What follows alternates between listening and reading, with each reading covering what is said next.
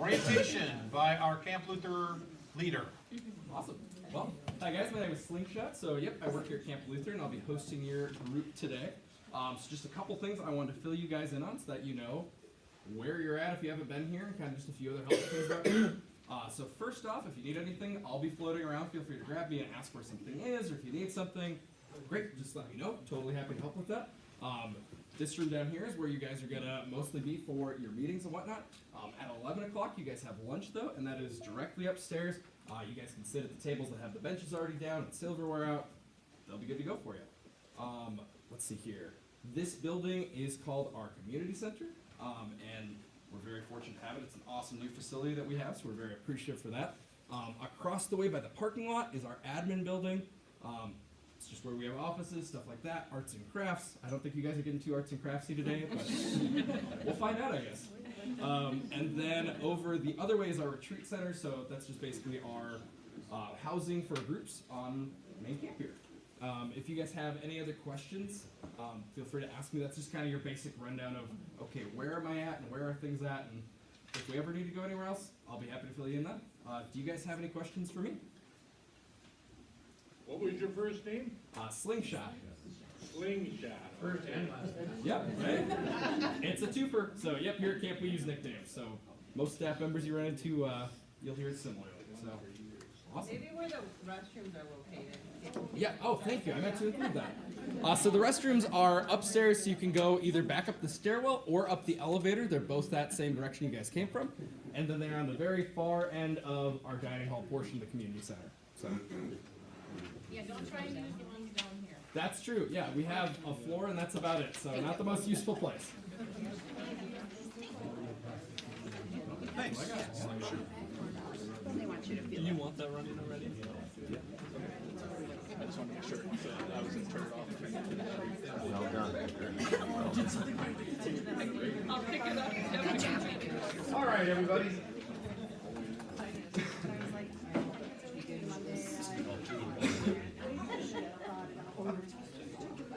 Okay.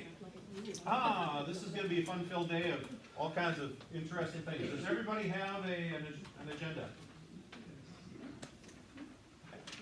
Fantastic. We had a couple people that ended up becoming sick in the last 24 hours or so. So Vicky Kakish and Dennis Rocha won't make it. So, but everybody else I think is here that signed up, so just looking around. Good to have you here. We'll be kind of mixing things up a little bit as we go along. The first part of the day, these next 2 hours, we're going to do some bonding, some relationship stuff, a little bit of Bible study. We're going to learn a little bit of what's going on at Peace from our different areas of ministry. So that's the morning time. Then we're going to eat lunch. Lunch is a little bit early. It's at 11 o'clock because they have the other group that's going to eat at noon, and we kind of do double 2 shifts there with lunch. You're going to have some free time, some outside time. Anybody is brave enough to do broom hockey? There we go. Yeah. I'm ready. I'm ready. Me and you. Pick teams. Me and you. There's no workman's comp. Anyway. Just be aware. It's also going to be There's no workman's comp. cross-country skiing opportunity. Slingshot will make sure that happens for those that might want to do that. Or there's going to be some fire going on outside somewhere too. You can just snuggle around the fire. We're just staying here. Do nothing. Or relax. Pray. Read your Bible. Okay, we're going to start with prayer and then I'm going to hand it over to Jenny. Lord Jesus, thank you for bringing us here safely today. Thank you for watching over each of the cars that maneuvered up the highway and came from sometimes a little bit different directions to get here. Thank you also for the opportunity just to get together as staff and leaders of Peace Lutheran in our various areas of ministry. Thank you for this opportunity to just kind of put our minds and hearts together and just think about and consider what your plans might be for our future together as a church, school, and child care center. Thank you for guiding us, Lord, and being present in this time here at Camp Luther in this room with us. We just pray that you fill us with your Spirit and guide us All right, Jenny is going to lead us on a little. All right. Good morning. Now, Mr. Brockman is usually the one who is responsible for all of this launch. But today I got that task. And so, this morning, I'm of course gonna get you up and moving a little bit, talking to other people and, getting to know a little bit about each other while working together to complete a task. So, the objective of this is to turn this classroom into a map of the United States. I say classroom, this room, into a map of the United States, and stand in the place where you were born. So, I'm not gonna tell you like where Wisconsin is. You'll have to talk amongst each other to figure out where to maybe put Wisconsin, which is, I'm assuming, where most of you were born. But even within that group, it'd be great to, move from north to south in the state. And then, if we have time, when we're all finished, I am going to randomly pick 5 people to tell me something that is special about their birthplace.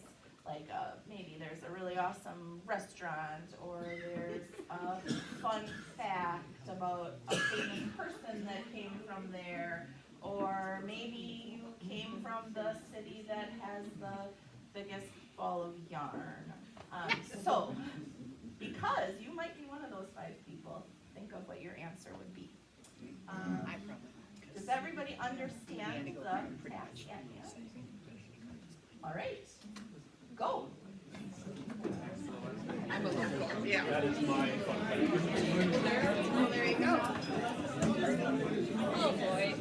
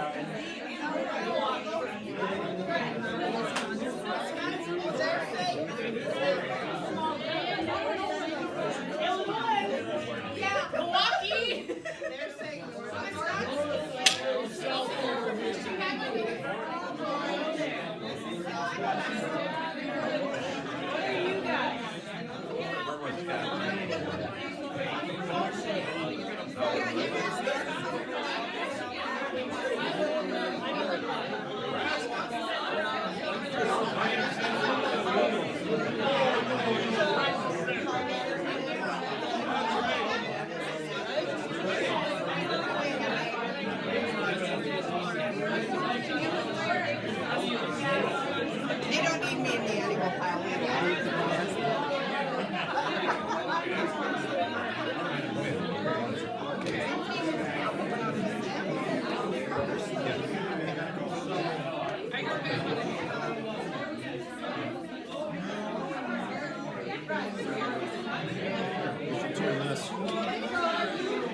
Show what's going on.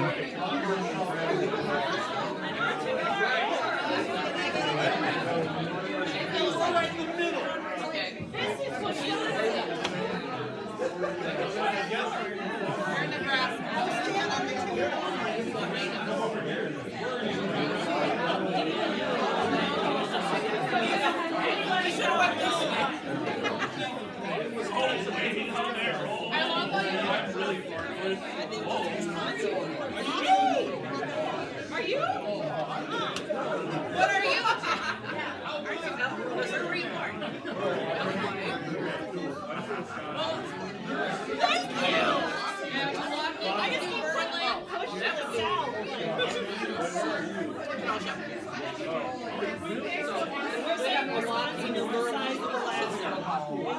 She's Illinois.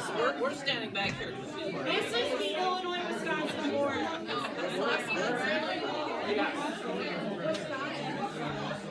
I don't think there's anyone south of Illinois.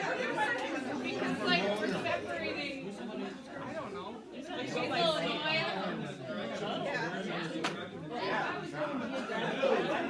Well, that's what I'm saying. Like we're not there.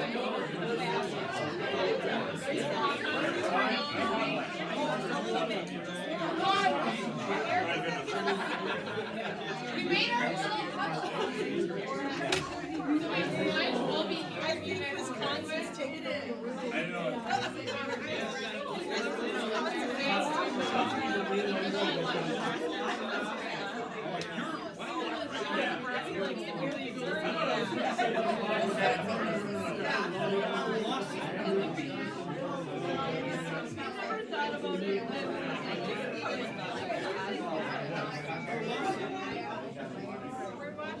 where are you going? There was us.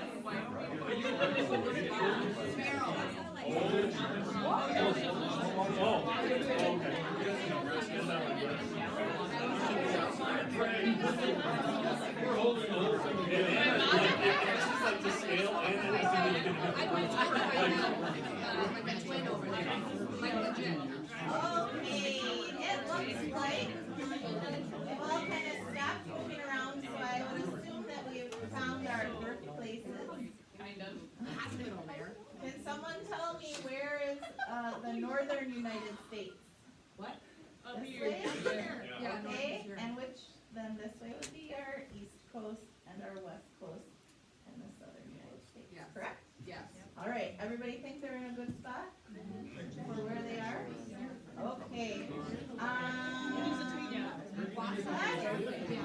Before we talk about this special, thing that has to do with your city or birthplace, let's find out how many different states we've got. So Danielle and Mrs. Kohler. Michigan.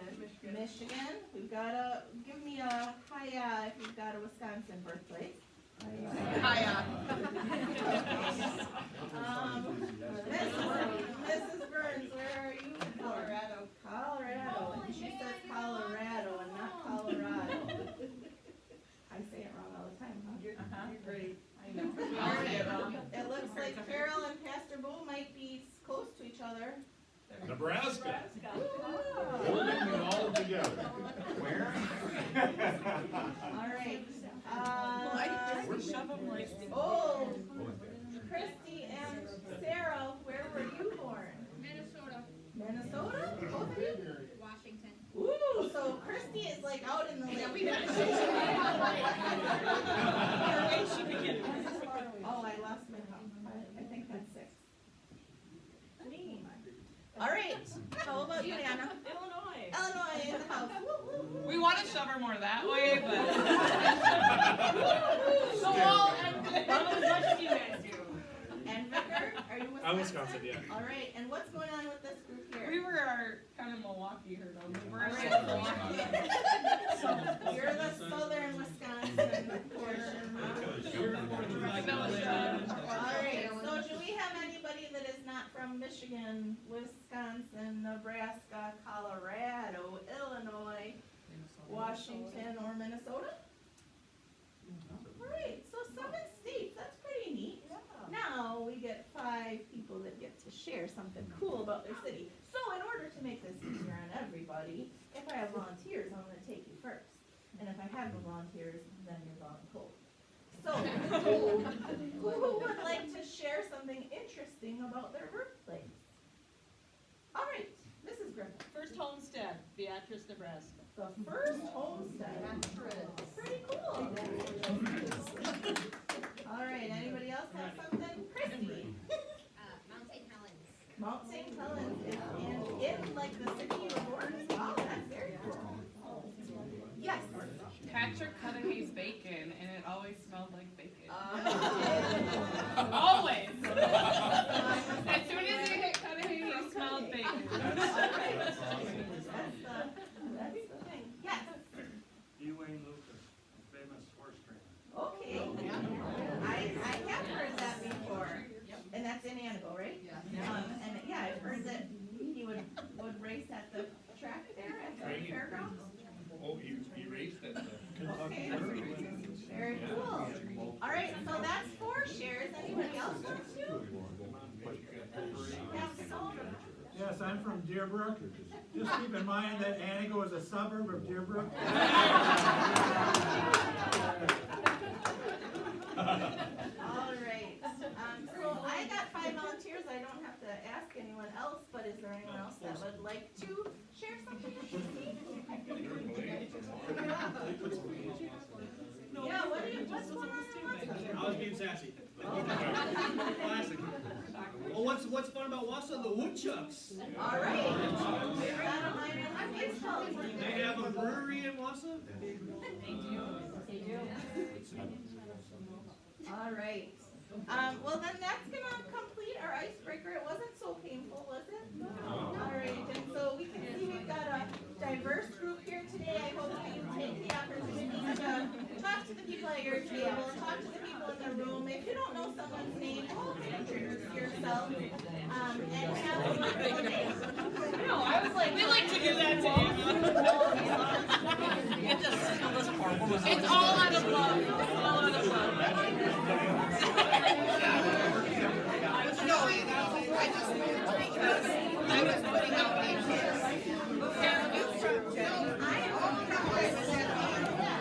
I was at my place. Hi.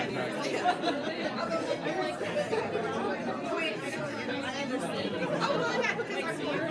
Okay. Well, crisscross. I lived in Niles, and then right outside.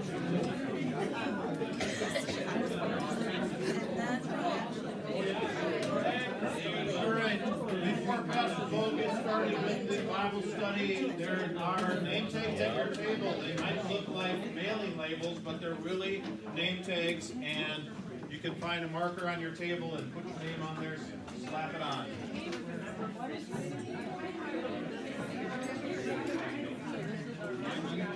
Yes. Want to make me one?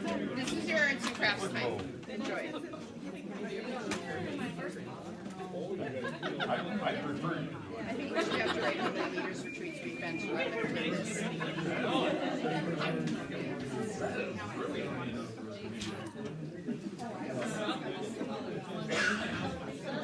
How old are you?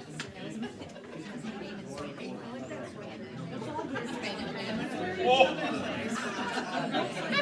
Everybody's looking for trouble. Put Nicole in the field every week.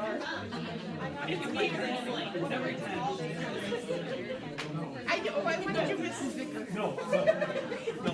All right, everyone. That would be fun.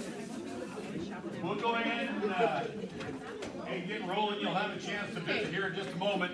So I'm going to take about 25 minutes here, It's a little catty and we're going to divide the time into two parts. The first part is just going to reorient our thinking to a new reality that the church is facing, okay? We're on retreat. It's a great opportunity to be able to kind of think creatively and to look at it. And then the second part, I put some Bibles around. I know people sometimes have Bible apps. We're going to do a little work in Ephesians, all right? So, at your tables, what I'd like you to do is take about 4 minutes, so you'll have to be kind of quick. I'd like you to share what you have seen as far as changes in the church in your lifetime. So, you'll have to be kind of quick, and there's a lot of them, but no. So I'm talking about the church at large in America. What changes have you seen in your lifetime? When you were growing up, it was like this, but now it's like this. Go.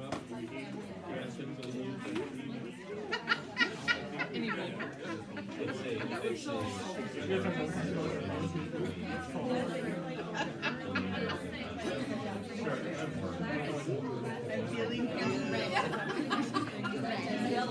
You don't want to match? But you have blue, now you know it. And they're empty now, I get them, but the other one tables are empty. No, the church has changed in 25. Right. What did we say? The church in general or our church? Church in general. The Yep. organization. And church in America. Yep. Church in America. Christianity. Oh, Christianity, not my organization.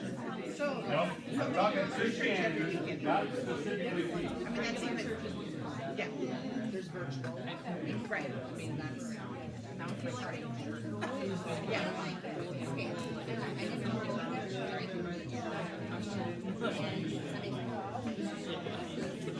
Yeah. Right.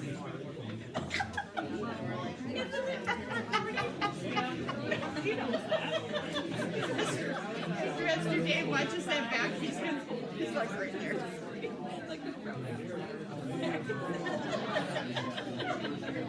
2 minutes. Away from traditional liturgy. 2 minutes. At least if you, maybe 5 and 15 in the music.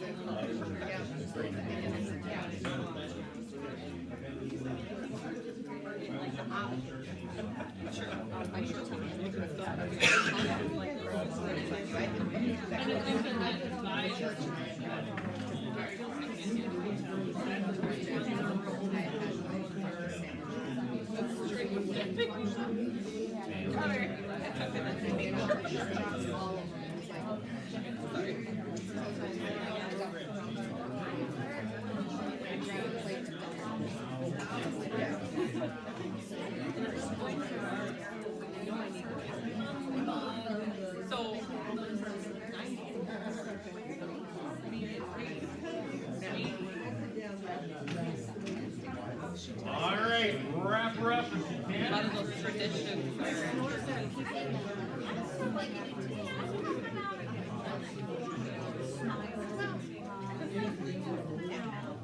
Yes. But I think there was also a. Well, you were just admitting that. I mean, you were expected to. You can't do that. But otherwise. There wasn't any. Although we had. Okay, so what we'll do here is I'm gonna have, I want Yes, not something from each Yeah, table. Kenny room. So, you probably, will have numerous ones, but we'll just kinda go around and somebody yell out one that you spent a lot of time talking about. And if somebody's already mentioned it, then go to another one you talked about. Does that make sense? I just wanna hear some of those, alright? You guys ready to start? Yep. So, what have you, The what changed? biggest change is it's not weekly attendance. If you're a regular attender, you come once a month or. Ah, okay. Yeah, attendance kind of redefined. Yes. That's good. How about you guys? See, good job. We have, That's why first is. we have less people attending was kind of an overall view, but also, one of our people noticed that in some churches, more people were attending. Okay, Kind of mixed. okay, all right. How about you guys?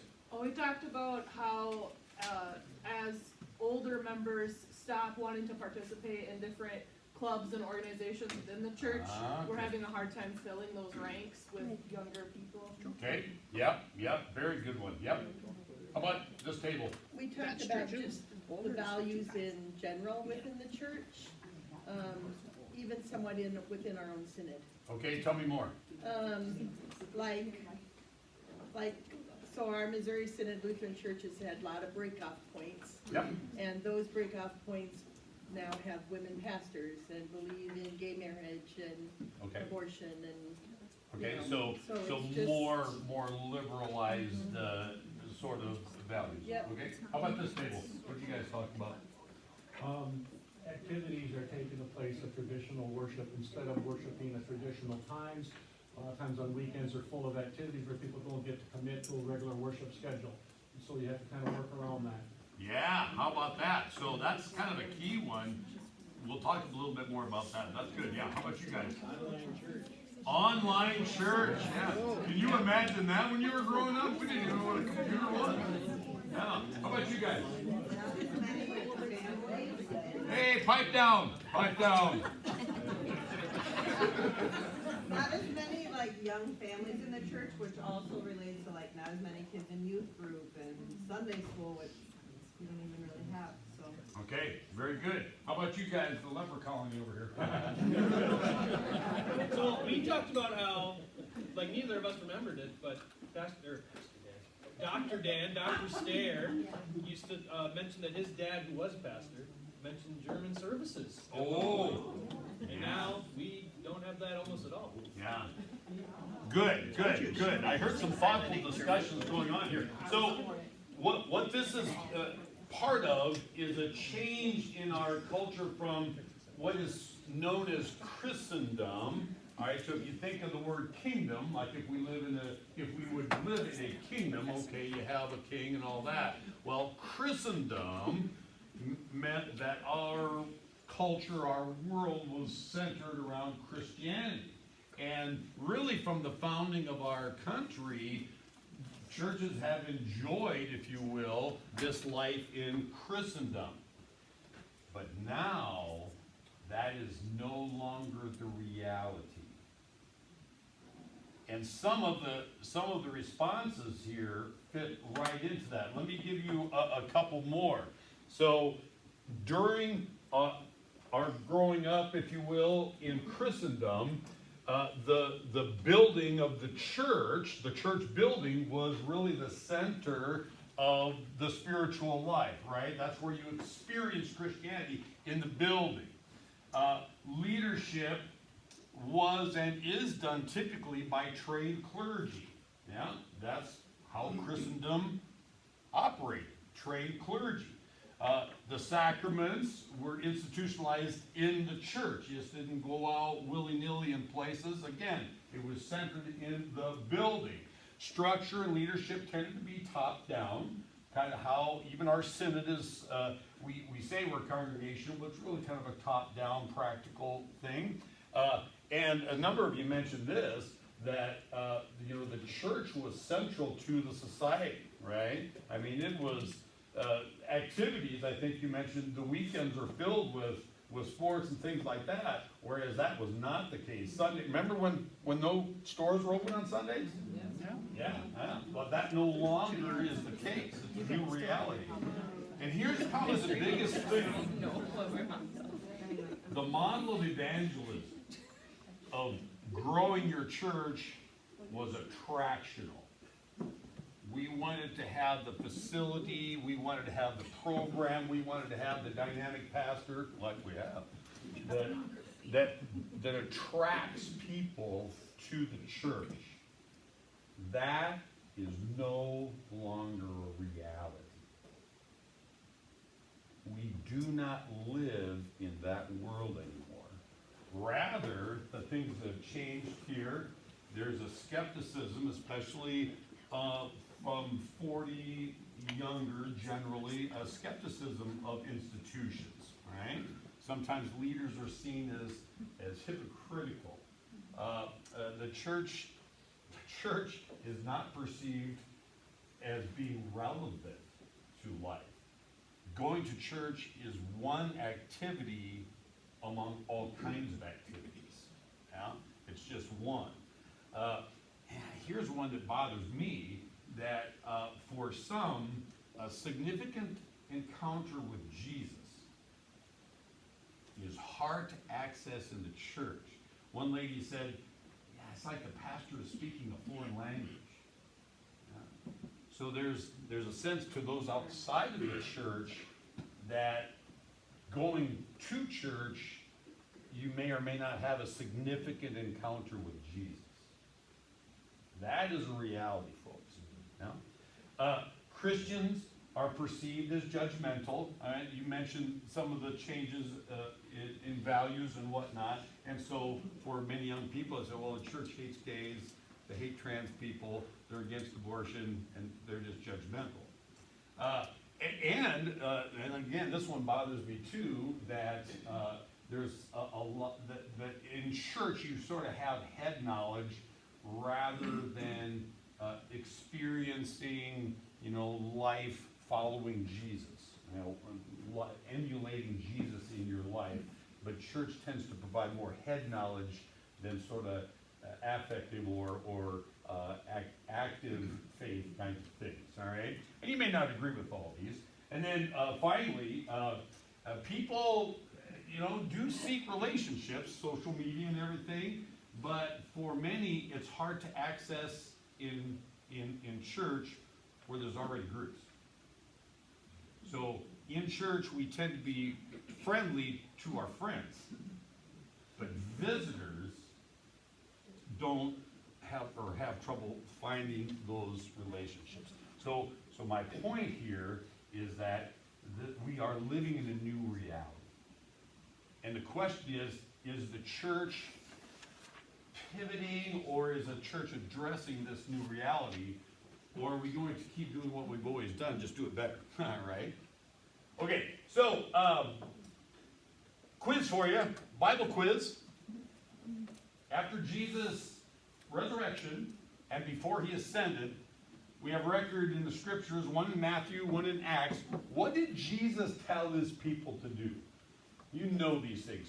Give me one.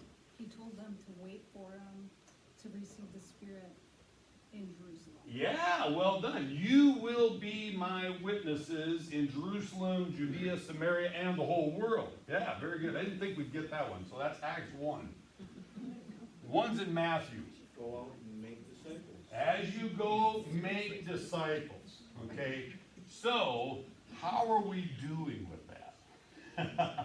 How are we doing with being witnesses and making disciples? My argument is that the church has largely, we've sort of trained ourselves to be passive.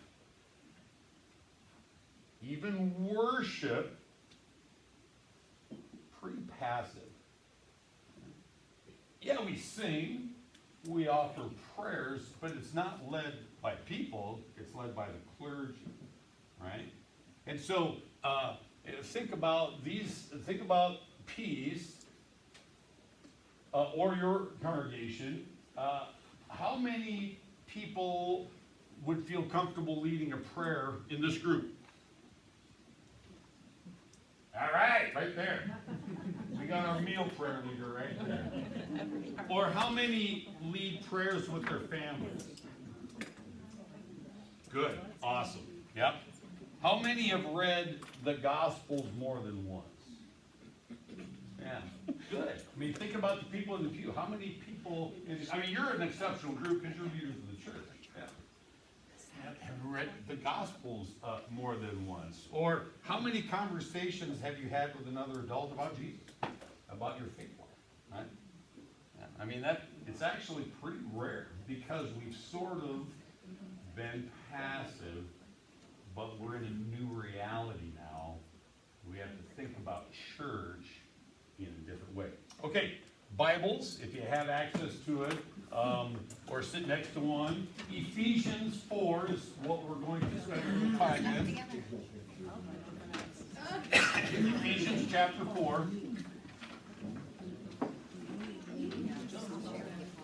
Okay, I have it on my phone also. If you don't have access to it, we'll have people read it out loud. Ephesians chapter 4, we're going to start at verse 11. We're just going to work through as many verses as we can. So probably the easiest way to find Ephesians is to start at the back and go the other direction. Or else you just look it up in the index. Ephesians chapter 4. All right, Ephesians chapter 4. Can you read it? I am looking for a volunteer to read it out loud for the whole group. All right. There is one body and one spirit. Even as the people keep talking, they ain't listening to me. Are you on verse 11? Ephesians 4? Yeah, Ephesians 4, verse 11. I'm sorry. No problem. That's also a good one. It's a good way to start Ephesians. And he gave some to be apostles, and some prophets, and some evangelists, and some pastors, and some teachers. Okay, yeah, that's all I want right now. So what's God doing? What's the verb? What's God doing? What's God's action here? He gave. He gave. And he lists 5 different people or groups, if you will, right? So you have prophets and evangelists and apostles and pastors and teachers. I remember leading a discussion on this passage one time, and the comment was, wow, pastors really have to do a lot. They got to be prophets, they got to be apostles, they got to be evangelists and pastors and teachers. And they said, is that what the text says? So God is giving the church these people, gifting and providing these people, I would argue, in every congregation. All right? So just to give you a little insight on what's the difference between these. So an apostle literally is one who is sent out, one that goes as a delegate has a commission from an authority. So an apostle is one who goes out. Think of the 12 apostles. Jesus sent them out to preach the good news, if you will, right? The kingdom of God is near. Prophet is a person who speaks God's word, typically for a particular situation. Sometimes it's predictive, but more often the prophet is the person that's giving God's message in this particular situation. So I always like to think of a prophet as a truth teller, right? Calling it out. This is what it is, right? So this is what a prophet is. An evangelist is a person who shares the good news of Jesus, right? That's what the word actually means, a teller of good news, a missionary, right? So in Christendom, we think of missionaries as ones that, we train them and then we send them out to a foreign country. Yeah? Send them to Africa. Yeah, there's more Lutherans in Ethiopia than there are in the United States. They need to send us an evangelist, right? Pastor, that's the Latin word. It's really shepherd, one who cares for, feeds, protects the flock. All right, so that's the role of pastor. And then a teacher is a master in their field of learning, all right? Able to explain and edify and help people out. Now, what I'd like you to do is just think a little bit about peace. Can you think of a person for each of those categories? All right? So just think about the people, maybe in this room, who's someone kind of that's not like an apostle, right? Not afraid to go out and do things. Yeah? Go out representing Jesus. Who is a truth teller? One who very comfortable with speaking about God's word in a particular situation. Who's an evangelist? Who just brings good news, brings Jesus into situations. They're just very, very skilled or gifted, if you will, of sharing good news, maybe when someone's having a difficult time or whatever. Who is a person? Who is a pastor? And I'm not talking about professional. I'm talking about one who is good at shepherding, feeding the flock, protecting the flock. Who is gifted as a teacher, able to explain God's word? All right, take a little bit at your table and just discuss that. Name some people you're thinking of. I think President Larry.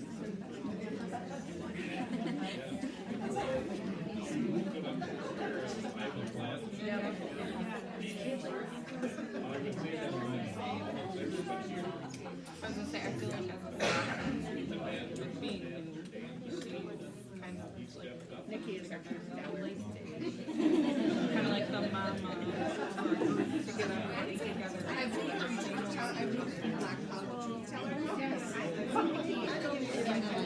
Teachers.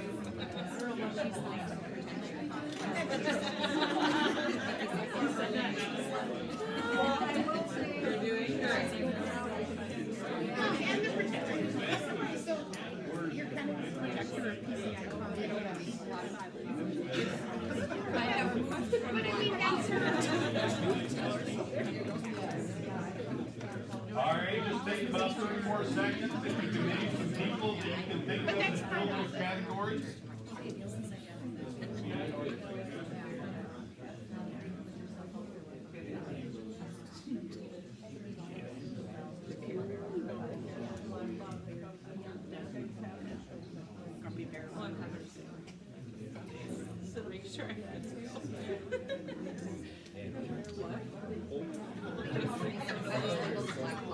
All right, let's I'd like to begin a couple more verses if we can. So we have a different volunteer to read verse 12.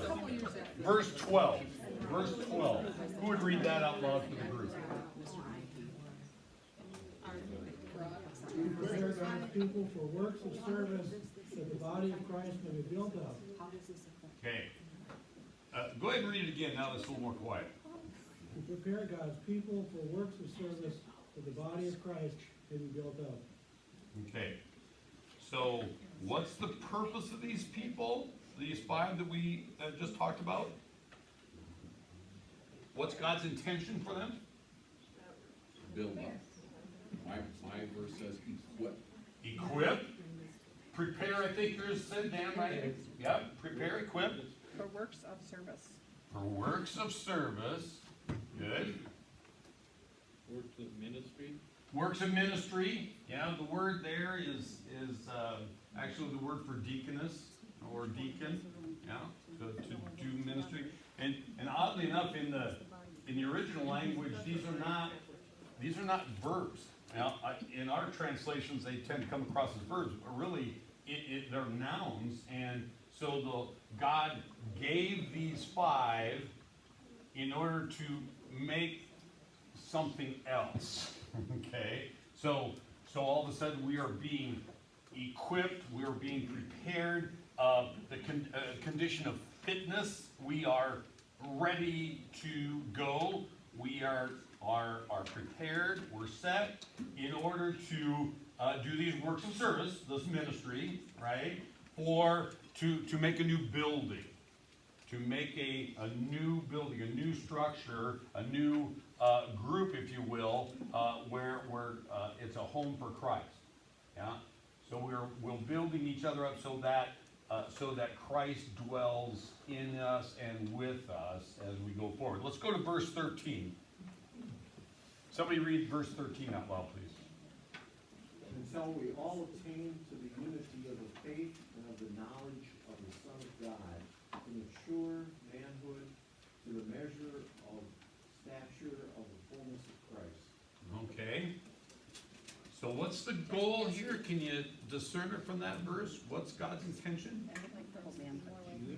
There's a couple things going on here. Expand. Expand. Ooh, I like that. Yeah. And become mature. Mature. Unity. Yeah. We heard that kind of at the beginning, that we seem to be a little fractured. I heard that discussion at a couple of tables. For us to be more like Christ. For us to be more like Christ. Yeah. So being a healer, being a bearer of truth, speaking truth into situations, caregiver, pointing people to the cross, calling for repentance and giving forgiveness. So that's what Jesus was about. So in my opinion, if we failed in the church, is that we haven't done this. We haven't equipped, we haven't prepared.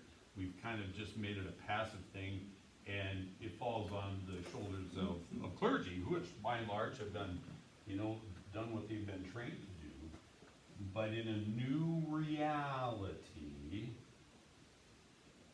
we have to think about each of us being active in doing these works. Yeah. Because, as I said, I believe that every congregation has been given those people. And you might be one of them. In fact, I would argue that you probably are.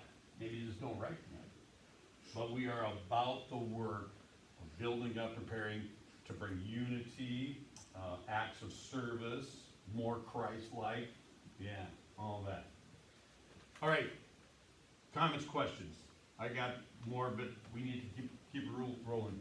I think what I see is that so many people in the pew think, as you said, the pastor should do it all. Yeah. Not us. Right. And what it says there is the pastor is to equip you to do that thing, not that he has to be out doing all those things. Yeah.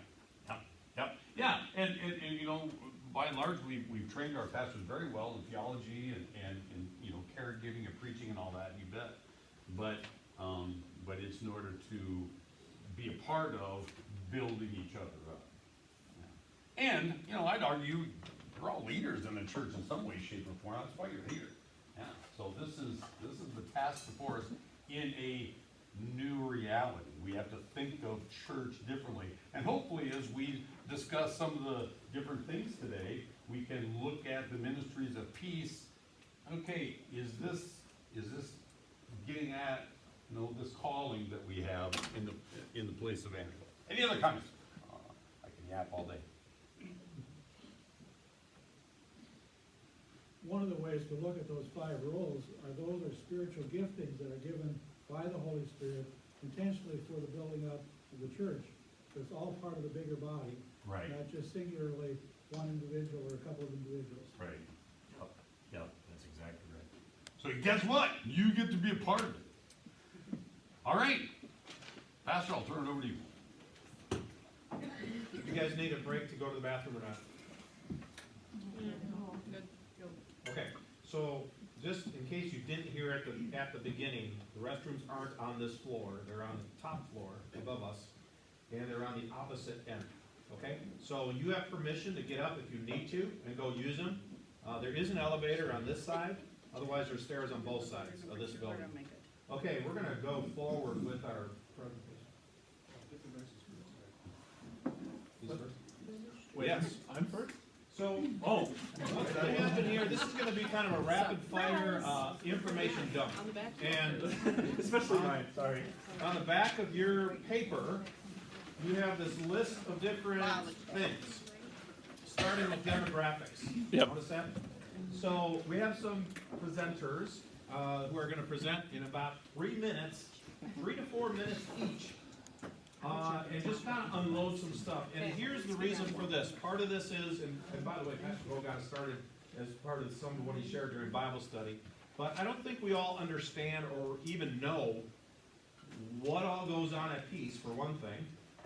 You know, what's happening at school, what's happening in childcare, what's going on within the church, what's going on outside the church, in the world at large, in the community at large, in the nation at large, especially in regard to Christianity. So Vicar Bryce is going to get us started. If you want to take notes, that might be helpful when we get to the afternoon activities. So you can do that if you want to. You don't have to. This is, I'm not going to, say you have to do that, but some of you like to take notes. It might keep you awake. So here we go. All right, so one of the things the vicars do while they're here at their churches they're at is they do an outreach project. One part of that is getting demographic research. So I'm going to share some of that with you as quickly as I can.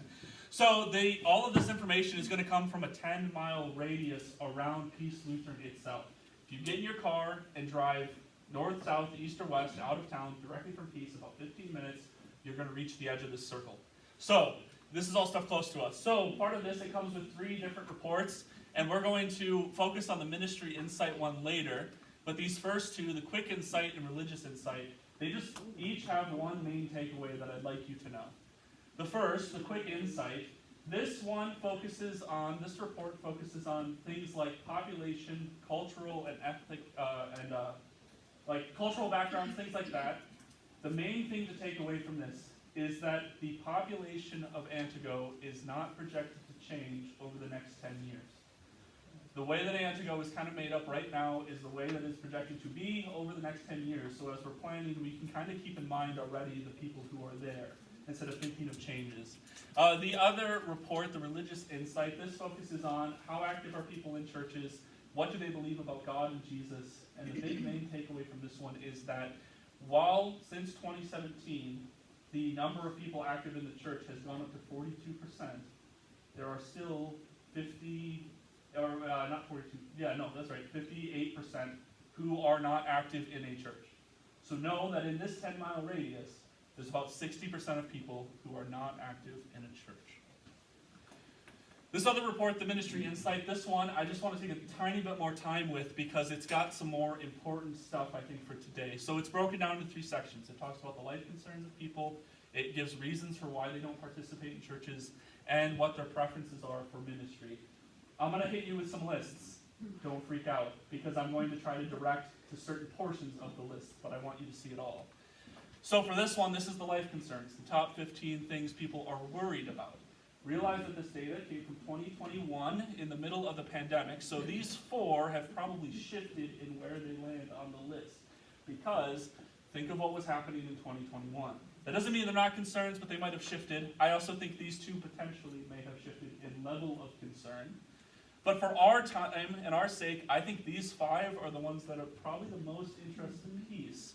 Because people are worried about their kids' education, happy times for friends and family, what they do with social media and how it's used, having time to relax, and caring for their aging parents. Langley County is about, I think it's 55% of it is 65 or older. 65%. So that's a major concern. So things maybe for us to keep in mind. The reasons for non-participation, this starts with the ones who are outside the church. These are people who have not been connected to a religious community at all. I just want to point out there's a few of these that I would say we can't really do anything about, in the sense that we can't force people to believe in God. We can share the good news, and God works through that, but realize these things are things that aren't necessarily things we can change. We can think about how we bring these things up to people. But I think the ones that are probably most interesting are the ones we can address more directly. So some of these came up. Religious people are too judgmental, or people don't trust organized religion. I think a lot of these can be addressed with relationships with people. That's just my own thought, but just one of those things. And here's inside the church, people who have been, say, a part of Peace itself, or part of the larger churches in Antigo, and here's why they don't participate anymore. Again, you'll see some of those similar ones. They don't believe in God and they no longer believe. It's the greatest reasons they've stepped away. But two, they also don't feel welcome. They weren't supported. Or they think people are judgmental. Again, things I think that are addressed best by having relationships with people. And this last section, ministry preferences. This is stuff that people are hoping for or looking for when they visit churches or are getting involved in communities. And I think out of all 10, these 6 are going to be the most well-connected to the things that Peace already says matters to them. And I'll show you why I think that. So here's these 6, and here is the missions or the vision statement of Peace.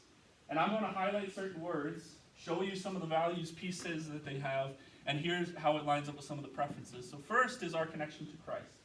For Peace, we value biblical authority, that everything is Christ-centered, and a Christian education, teaching about Christ. And that's what people want. They want to have good sermons that tell them about Christ and to celebrate the sacraments. Just one way Jesus comes to them. Peace also is concerned with nurturing, fostering relationships, educating families, especially kids, and that's part of the values. Christian education, yet again, and relationships, and that's what people want. People want warm and friendly encounters. They want chances to develop personal relationships, and they are looking for family-oriented things. And then lastly, the reaching out into the community and living abundant lives. Some of the things that Pastor Bo talked about, actually living this stuff out.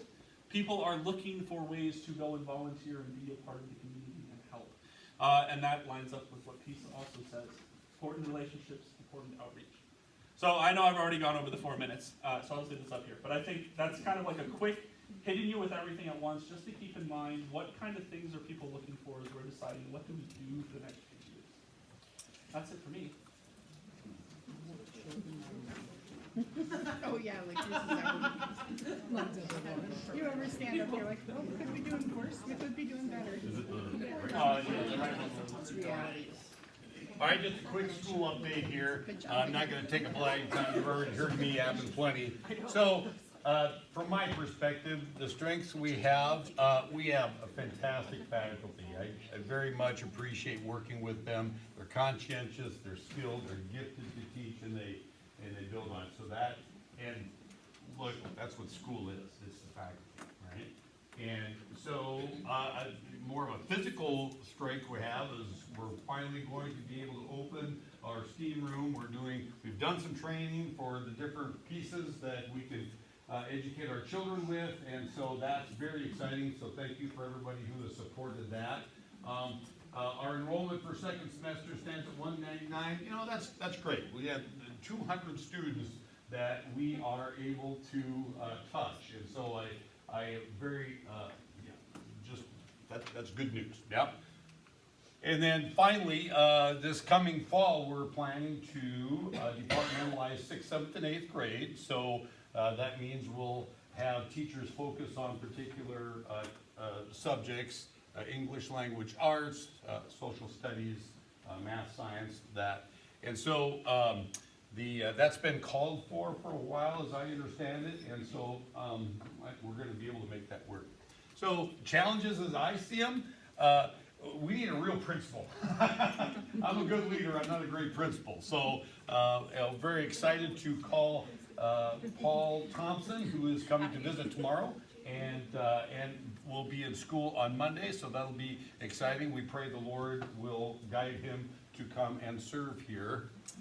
We're going to trust that God's going to provide, though. All right, so the state forward exam from results from last year categorized as meets expectations, and if you followed the newspaper as far as the public school, we're kind of right in that group, meets the expectations, but I'm never really satisfied with meeting expectations. I'd love to have that move up. And so just our classrooms in our old building need some upgrade, HVAC and just a facelift and things like that. Jay and I have talked about a couple of those things. So I see those as challenges facing the school. All right.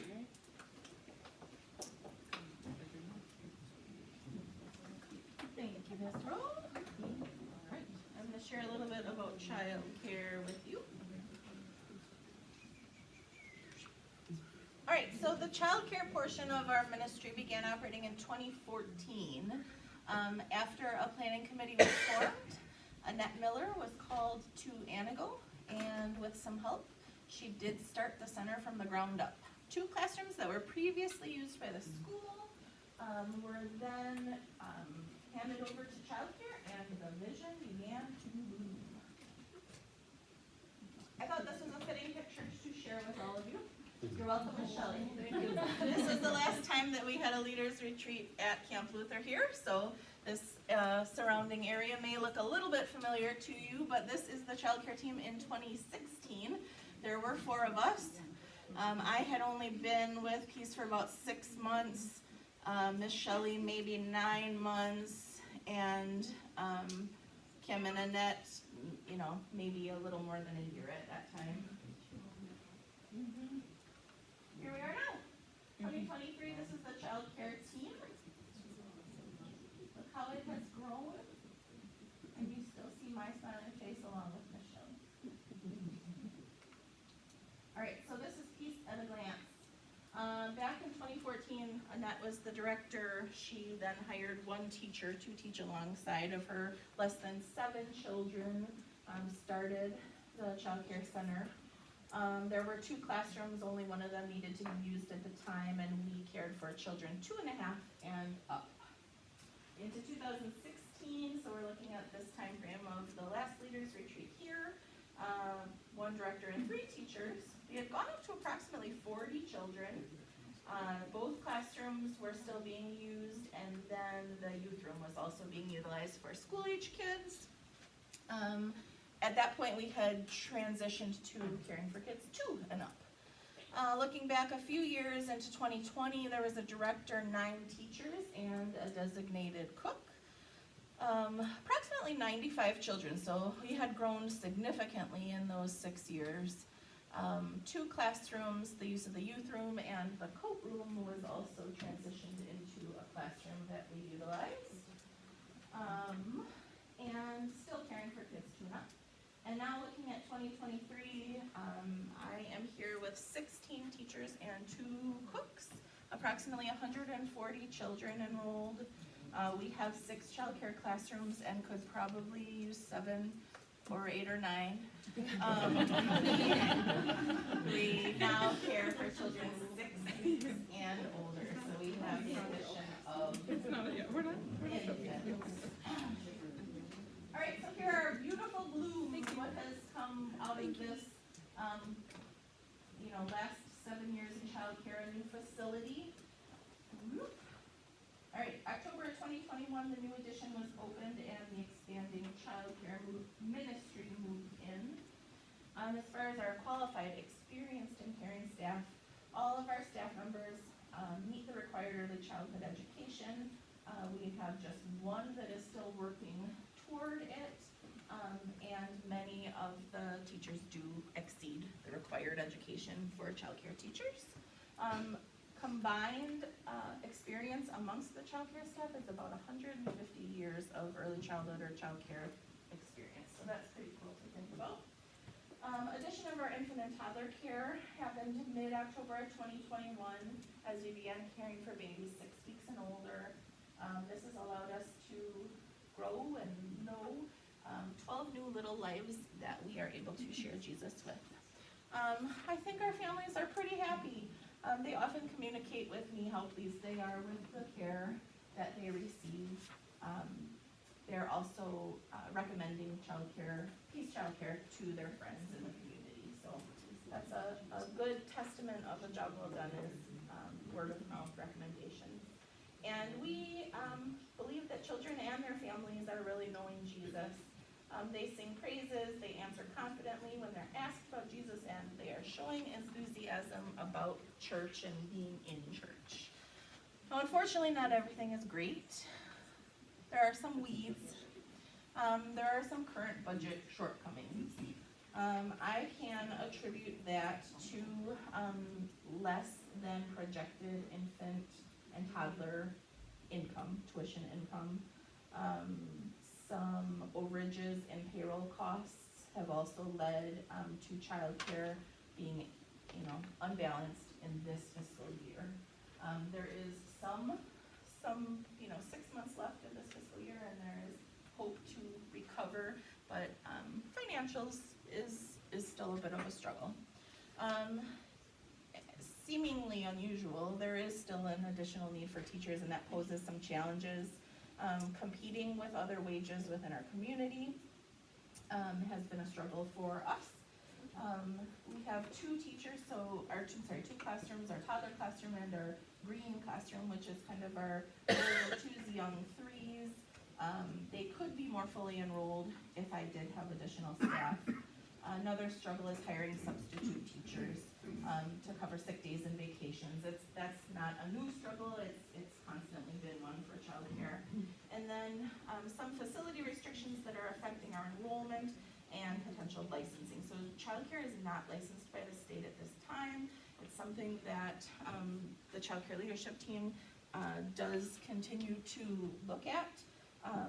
But bathroom supervision and proximity to the classrooms, the sheer number of after-school children that we have, and having a appropriate place for them, those have caused, and some of the permanent fixtures that were chosen in the new building do cause some restrictions for us. The original plan for classrooms has already had to be modified kind of to adapt to the needs of the center. So we've had to, switch some age groups around, move some children to try to make things work for the time being. So what I'd like for you to move forth with is thinking about what ways you can see Peace Childcare grow next. Is it going to be in numbers? Is it going to be in quality of care, curriculum, biblical teaching, state licensing, other offerings, caring more for the whole family instead of just the child? Thank you very much. So, youth, family, digital stuff. Youth, senior high, we had 21 kids that went to the youth gathering in 2019. And we had 6 adults go with them as well. So a group of 27. Last summer, we had 8 girls and 5 adults. We took 5 adults because I was helping the synod with presenting some sessions and whatnot. So a lot smaller group. I'm pretty sure, Dan and Johnny, when you guys went in 2016, the group was like 40-ish, right? It was big, yes. For that youth gathering, when I started, they had me sit in on a meeting about like sending large groups with people that had never sent a large group before. And I was like, yeah, I've never actually sent a large group before. So anyways, on Wednesdays when I started in 2017, 2018, there were 40 plus kids in youth group. Over the last 3 years, COVID certainly affects that. As it says on the screen, we have about 10 youth that have been coming to youth group over the last 3 years. A lot of that could be COVID. Smaller confirmation classes over the last few years, if you've noticed that in church. Like this year is probably the last year of smaller classes. There's 4 8th graders that are going to be confirmed this year. And then, as we'll talk about in a minute, those go up. But the senior high group has, kids are also working more than like when I was a youth. Because they understand that, they want to go to college, it's expensive. And playing sports in Antigo might not get you the scholarship you might want. But junior high, thank you for laughing. All right. So junior high, when I started, we had 2 junior high youth events. One in the fall, one in the spring. We had 8 kids that have now graduated.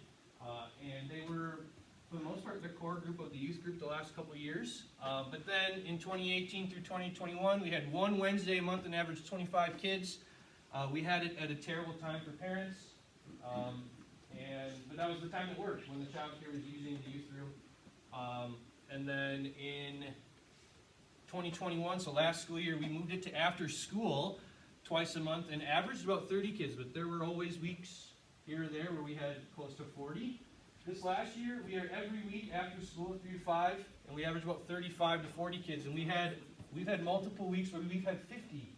6th to 8th graders. The youth room is a stinky room now. Permanently. Yeah, so Jody asked a great question. Are they Peace students? Are they a mix? I would say a majority of them are students of Peace. They're not all members of Peace, but we do have kids that walk from the middle school. That's a little harder for them because they have more sports on, after school, more offerings, I guess. Or maybe more kids that participate in that. But that's awesome, right? The junior high has grown. And so the future is, we foresee that we'll have more kids in senior high. As the confirmation classes grow, like my 7th grade class is like 13. Vicar Bryce's class is what? Yours is 13? Yeah. Is mine larger? I don't remember. Anyways, they're both double digits. Next year's 6th grade class is most likely going to be double digits. And that looks to be the case moving forward. So as the junior high stays, maybe continues to grow, it's crazy to think that could get bigger. It'll become fairly stable, right? This is the first year we've done it after school every day. And the senior high group, hopefully we'll see more growth. The senior high adult leaders, we've talked for a couple of years now about doing more than just Wednesdays, because Wednesdays don't always work for the youth. And then we actually started this year doing more combined events. We're trying to plan a winter activity, but the snow keeps melting, and that's terrifying. So pray for, I don't like having to pray for more snow, but pray for more snow. So that's the future. So there are concerns, right? If you have not heard, at the end of the school year, I'm leaving Peace. And I'm going to go to the seminary in St. Louis to become a pastor. Thanks. Sure. That's enough of that.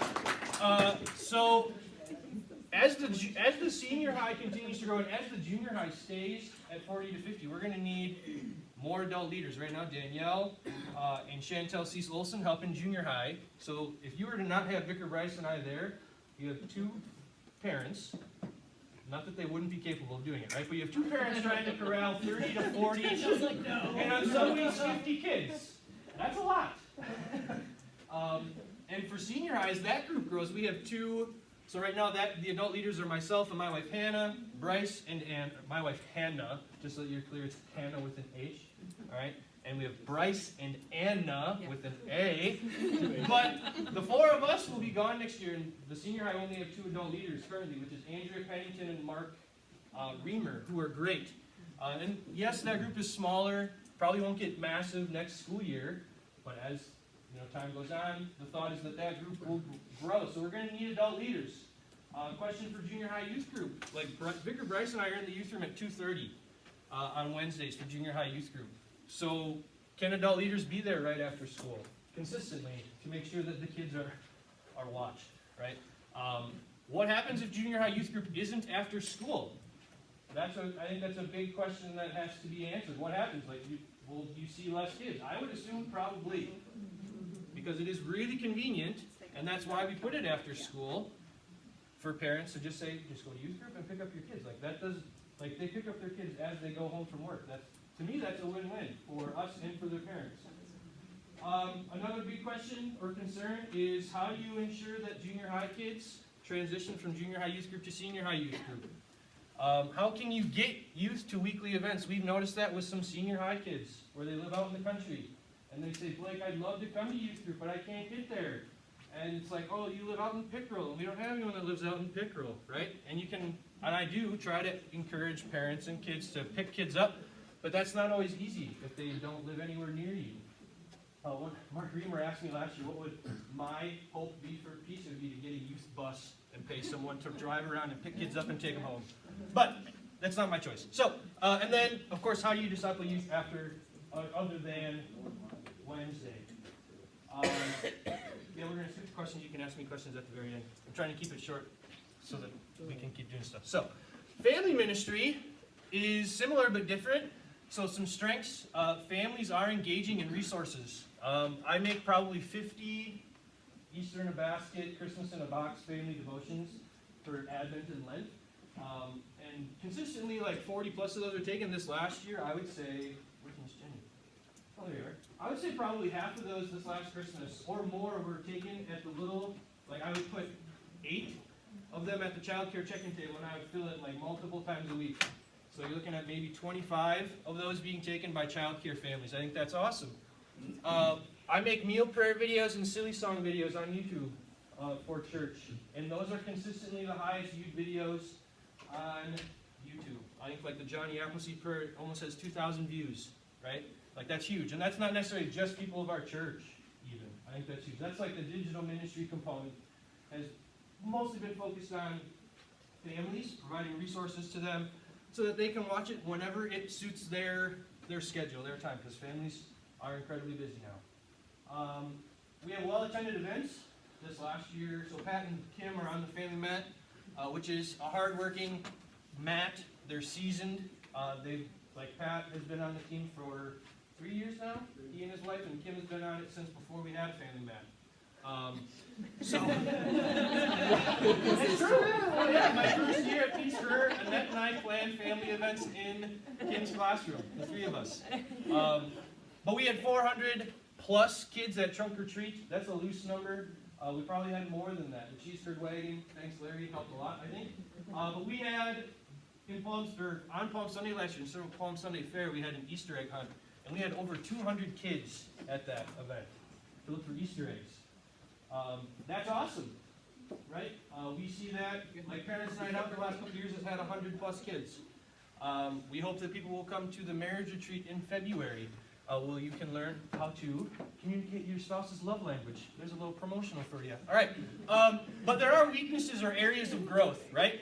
The first one is certainly Sunday school and kids ministry in the church. Like there was very little interest in traditional Sunday school when I started. When worship was up to like 400 people when I started at Peace, we had a Sunday school of maybe 20. And before COVID hit, in like December 2019, November, October 2019, we had like 6 kids in Sunday school a week, which is pretty low, I would say. And we have even lower interest in Family Jam, where they come and sing songs with me, and we make a crowd. And that's not, I don't want to make that sound like it's a knock on parents, right? That's just the facts. There's low interest in that. There is opportunity there. Something that I've heard from some people is maybe having a nursery, or something Pastor Dave and I have talked about is children's church, which is essentially taking the kids out of church. That's not necessarily what, like, if I got to choose, like, we haven't done it, because I don't really like pulling kids out of church where they can learn how to sit with their families and stuff. But Vacation Bible School is a big thing. Camp Luther used to come down and lead Vacation Bible School for about 100 kids, and then we'd have another 100 kids that were like ages 5K and lower, 4K and lower, in just the mornings. And since Camp Luther does not send people out from their staff to do VBS anymore, because it's not cost prohibitive, they have a hard time finding counselors to do that.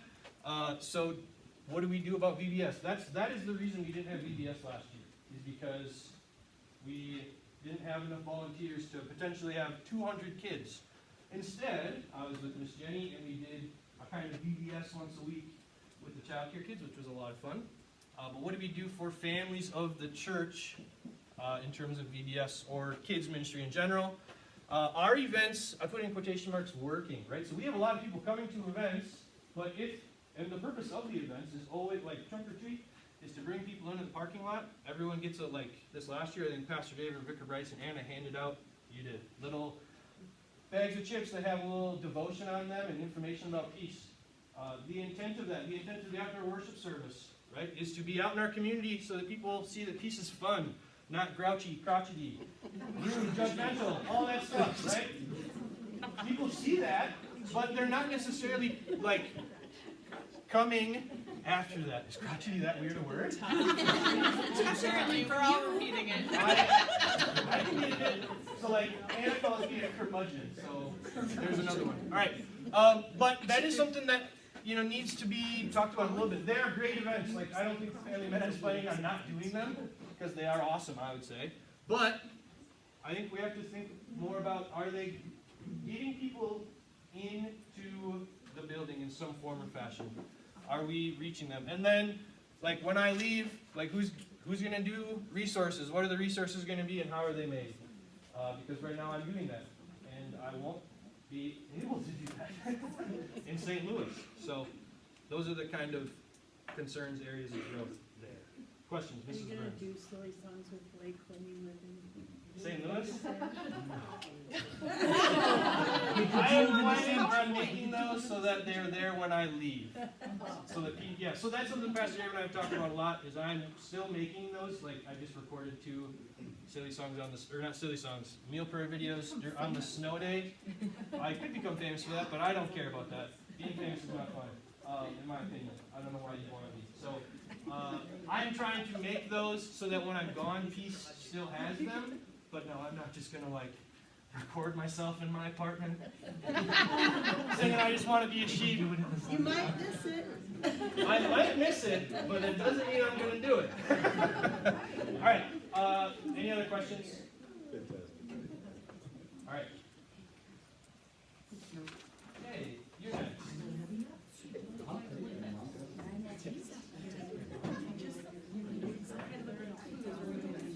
Well, I have to, in case my nose starts bleeding. I'm not very good at talking in front of a bunch of people. And the reason I push a broom and swing a hammer is because I don't know how to do this stuff. I have no clue. So this is mine. My name's Jay. I haven't met some of you guys. Hi, Jay. Pat, I just saw your picture yesterday. Taylor showed me a picture of you, so I knew who you were. I've been here just a little over 2 years. And in that 2 years, a lot of things have happened. With the opening of a new building, the whole new heating system, boiler system, all that good stuff. All LED conversion, LED lights in the entire building converted to LED. And I know we're still having some problems in the church, right, Pastor? We're still waiting for spotlights and some controls to show up. The controllers in the spot. We're making it work though. I think they're still on the ship. We just recently got a new gym roof. That thing was really bad. I've got videos of the waterfalls and the heavy rain just coming through. And, because of that, now we're having a new gym floor put in. That starts on March 13th. The gym will be shut down for 2 weeks. But one of those weeks will be spring break.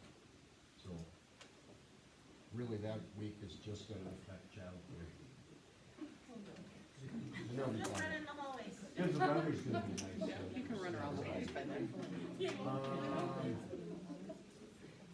What else was there? Oh, in the 61 building, we ripped out the old windows, those old metal windows. When childcare was in there, oh my gosh, I'd walk in the wintertime, it was just wind. You just feel the wind blowing through them, it was terrible. Those are good. I still have to do Vickers office this spring. Every day I walk around the facility, constantly fixing things, constantly picking up things, constantly mopping, brooming, cleaning up puke and pee and just, it's never, it's constant from the time I walk in to the time I go home. If it weren't for Travis, I mean, half the time, if I pick up my phone, I'm half the time thinking, call Travis. So I pick up, guess who? Who called me the other day? Yeah. I was like, God, why didn't you call Travis? The kid threw up in the hole. We have to make a better point of getting Travis's number out. But it's just ongoing, every day. It's great. There's been a lot of things taken care of, a lot of things repaired, a lot of things fixed, a lot of things that need to be fixed. I would like to see happen is anything with the 29 building. And who's here yet? Who's in that 29 building? Yeah, her heaters. It's really warm in my room all the time. Fritz 9 times out of 10. Hers is okay. You can't have open the window. Yeah. Yeah, okay. Well, Anna's room, the old unit ventilator, that's not existent in Anna's room. I've got a space heater going in there right now. Sarah's room, that one there, she's calling me every day. Guess what's not working again? So, those things are from 1960, those ventilators. And a lot of them are unrepairable. You can't even find parts for. Rick warned me about that before he left. He's like, and the same with that boiler system downstairs. That thing is from 1959, I think, is on the tape. So that boiler, I get contractors that come in and we go down in that boiler room and all they say is, oh my. Wow, yeah, well it is. The problem is that finding guys that are able to work on them old boilers, can't find them anymore. You know, everything is digital, everything is electronic now. These are some of the things that are gonna have to be looked at. I'm saying within the next 5 years, at least. That whole 29 building, there's absolutely no insulation in any of the walls, it's just solid concrete and brick on the outside, the side. So you walk on any outside wall, it's just radiating the cold air through. We're still running portable air conditioning units in each of the classrooms. That's not very efficient. There's just so much. And I know Nikki's sitting there going, yeah, where are we getting the money? It is something that's gonna need to be looked at, and I would say soon. I'm watching the news on these school districts that are tearing down 30-year-old schools and rebuilding because they're inefficient. And we're still making a 100-year-old building plug along, you know. At some point, that's gotta either everything be upgraded or knock it down and build a 3-story and add a whole another floor of classrooms. A high school. A high school. High Yeah, school. you're gonna run it right to high school. Everybody wants a high school. Yeah, knock it out. High school. Run it up again. Let's do it. Yeah. Knock it out. I know Menominee Middle School, I don't know if anybody's watching that. That school, their kids haven't even been to school this year yet. It all started with a roof leak. And then it flooded the basement, and then they're down there cleaning up the basement, and now they found asbestos. So all these kids are like doing homeschool stuff, and none of the kids go to school, and now they're talking about tearing it down because it's cheaper to rebuild than it is to get rid of the asbestos, and it's just, I watch it every day going, oh, yeah, it's just crazy. But anyways, that's what I have for you guys. Good news, thanks. I like how our whole table. Thanks a lot,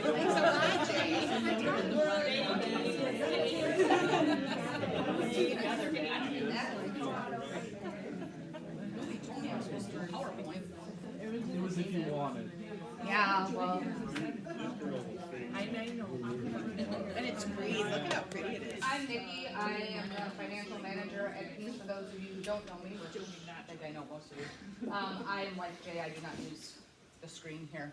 I have it all in my head or on my phone here. So Pastor wanted me to talk about some of the good things going on at Peace, which obviously there's lots of strengths that we have going on. Our BFIC campaign has, I guess, officially ended.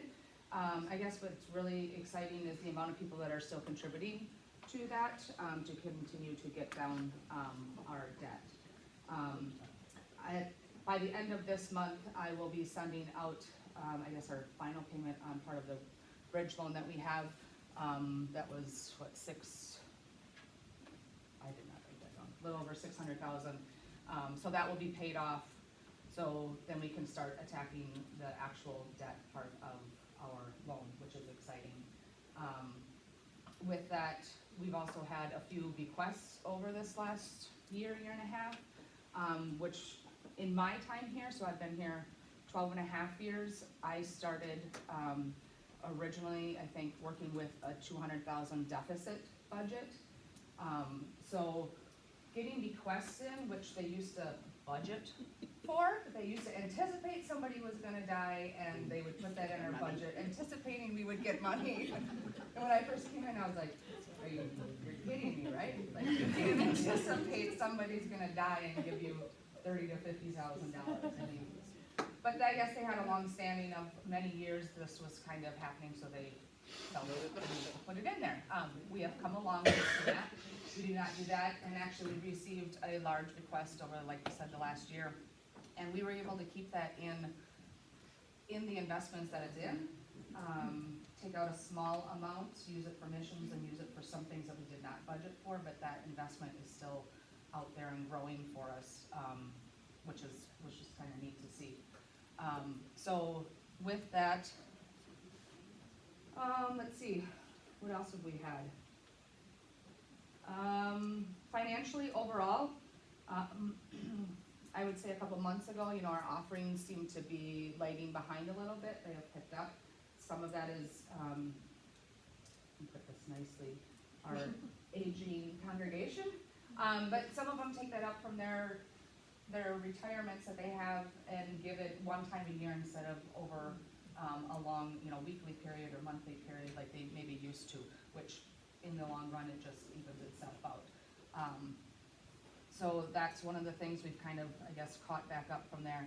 Our school income with choice and just the regular kids that are paying, we don't have a lot that are behind on their payments, which is nice to see, because again, when I first started here, there were several in that position. So those are all bonuses. The childcare, we're working through things. It's a new facility. Jenny worked with a budget anticipating what would come, and so we're just working through some of that stuff, and I feel like this next year we'll really get it, you know, narrowed down a lot more. We've had the whole year to be in there. We're set as far as, you know, for the most part, equipment and different things like that that we maybe had taken out of the campaign to begin with, and figured we would work with it as we needed it. And at this time, we have no lines of credit. We haven't had for probably 5-6 years, at least.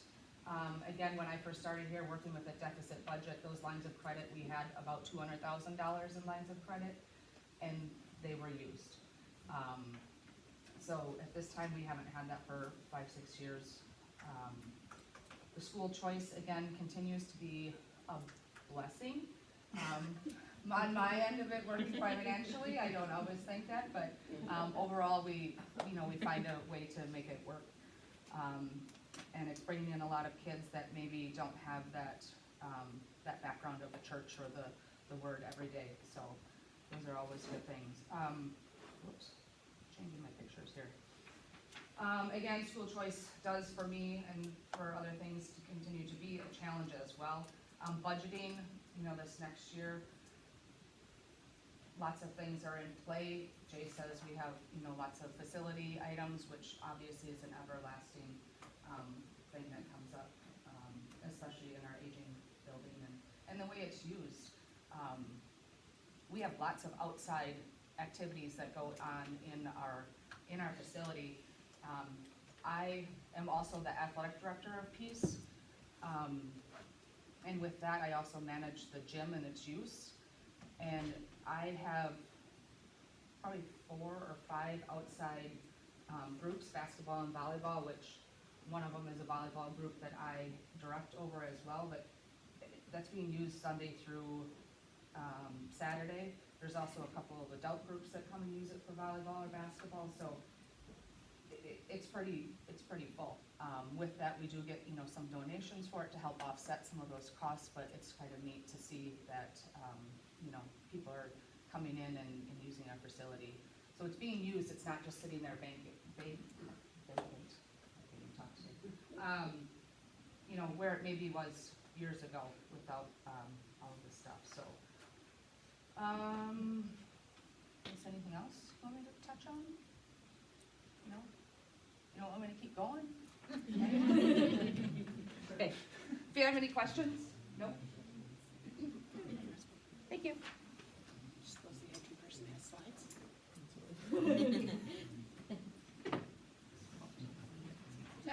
We're laughing at whether or not the IT person would have slides. All right, I've been here 7 years. Sorry, Actually, 7 years ago today was my interview, so, and it's also my mom's 85th birthday today. In the past, when I started in 2016, I did an inventory, was one of the major things, inventory of all of our technology. So our internet gateway, it was just came in through a modem, through Charter. We switched to fiber optic in summer of 2019. I added cloud keys so that allows remote access for me, so I can support the network from wherever I am that I have internet. That was installed in 2019. Our domain server, which controls all of our most of our files are in SharePoint now, but it controls our user accounts and local files. That was installed in May of 2019. When we first started, we had 2 48-port switches. Every device that connects, that's hardwired to our network, is connected through a switch. We now have 5 of them. The original 2 were replaced in October of 2019 by 4 switches that were graciously donated by Covantage Credit Union. They came in and configured everything for me. I am really, really thankful for that. I added a new switch with the expansion project. I think we added like 120 some ports with the expansion project. And then I just bought another switch in August of 2022. A lot of electronics right now are very hard to come by. So one was in stock and was actually in sale. So I actually went ahead and bought it. The utility closet down the hall from the server room, that still has the original 24-port switch. So that is going to have to be replaced next budget year. Access points, we only had 7 when I first started. They didn't provide any kind of guest network, or it was just you connected to our Wi-Fi, that was it. We now have 31 access points with guest access. Devices that connect to our network, we went from Apple TVs 9 to 14. Our student PCs, our libraries, we got rid of the computers when we switched to Chromebooks. Laptops 14 to 35, desktop computers 10 to 14, staff iPads 6 to 15, student iPads. The original 50 minis were sold. We sold almost all of them over the years, and we now have the newer iPads. We have 1-to-1 in grades K through 2. Chromebooks, we have 124 right now, 1-to-1 in grades 3 through 8. The VoIP phones we added in 2020, we have 46 of those. 3 smart TVs now. We just added one in the sanctuary. We replaced that back projector. Because of the upgrade in the lighting with the LED, the projector, you could see it on the wall, so we got a TV, which I think has been working pretty well. And then room 119 has a smart TV, and then youth room also.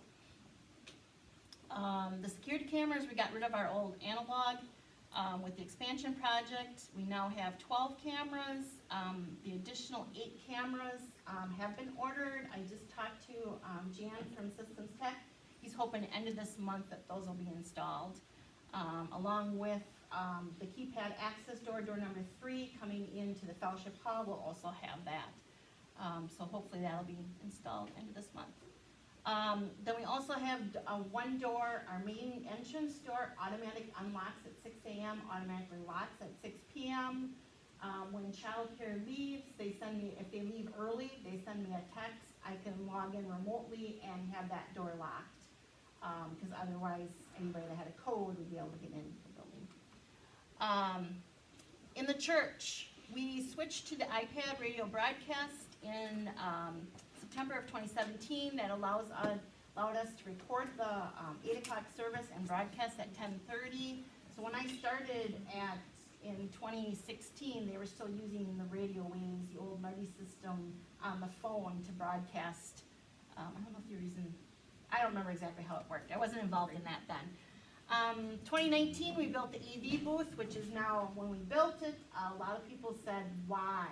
Why so big? Now we're looking in more space. We've got, at any given time, we've got 3 people back there running things. In early 2019, I don't know exactly when, Ben Wilhelm from the school district loaned us one of their stationary cameras that allowed us to record the services, and then I would edit out the sermon, video of the sermon, and have that on our website.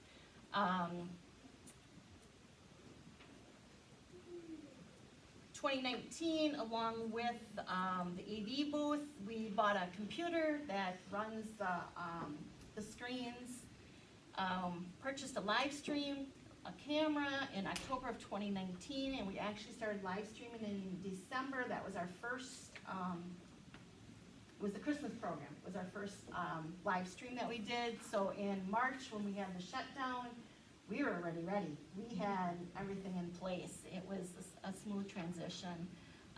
In 2021 February, Howard Jensen said, hey, the AV team, or the booth is being used a lot. We need a team to control it, because at that time the elders were going to be running the slides, and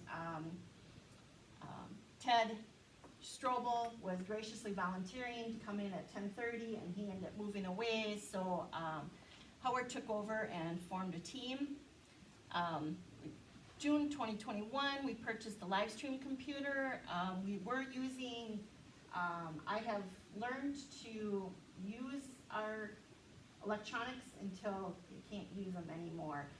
So the old computer that was running the screens that was purchased 8 years beforehand or whatever, was running our live stream, so we were able to purchase a new one. We added another camera in June of 2021 that was purchased through a grant for COVID. I think it was COVID related. Is that what it was? The grant? I don't think that was the church one. It was through the LCMS. Oh, saying, okay. And then we just purchased another camera. We installed it in November, so we have 3 cameras that the AV team can switch with the broadcast. And then I just purchased a laptop because we have a 3rd person now that, with 3 cameras, the person doing the live stream can't be interacting on Facebook also while they're trying to do the cameras and everything. So we have a 3rd person back there that interacts on Facebook. STEAM Lab technology that was added, 12 robots. I added a column of consumables because this was purchased already. We had funding for it, but the STEAM Lab has consumables. There's going to be expenses that come along with all of it. We have 3 Cricut printers that are going to need supplies, 3D printers, filaments and plates. I don't have it on me, but I printed a keychain with my name on it that I created all by myself with the program. I designed it all by myself and printed it. Took 1 hour to print. The teachers printed a die that was about that big, yeah. And then I printed a doorstop.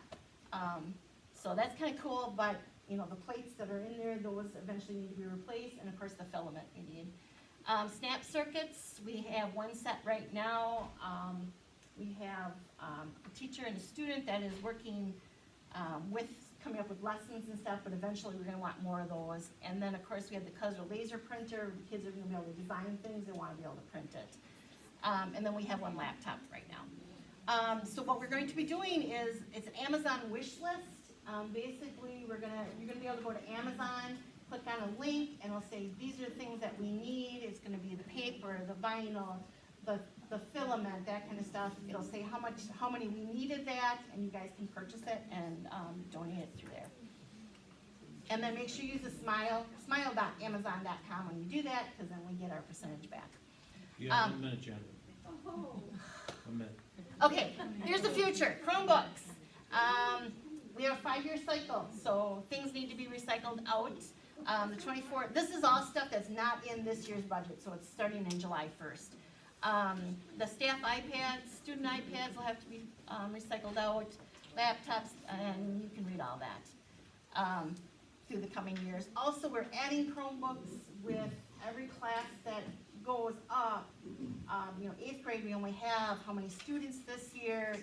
Next year, 8th grade is gonna have 19, potentially, so we need to buy those additional ones also. Other things to keep in mind, our server rack is full. We did do the expansion, we added more room to the server room, so we have room in there, we just need to add the equipment. Our power distribution unit is full, so we're actually plugging into outlets, which is not the safest thing. And then the projectors in the sanctuary will eventually need to be replaced, whether we go to screen or TVs, or we don't know exactly, but that is going to be in the near future. And I just wanted to share this real quick. The picture on the left, Ben Wilhelm sent me not too long ago. That's what our server rack looked like when the child care started. This is our server rack now, and it is full. And this whole wall is full now too, so, thank you. All right, thank you. Is your head full yet of stuff? Your bladder is? I can't help that. Pastor Bo and I were talking about this presentation we're doing right now, and I said, yeah, we probably need an hour to do that. And I said, nope, that's too much time. Well, we tried. All right, so we got one more category left at church. Jan, I'm curious if the 3D printer could just print us the high school.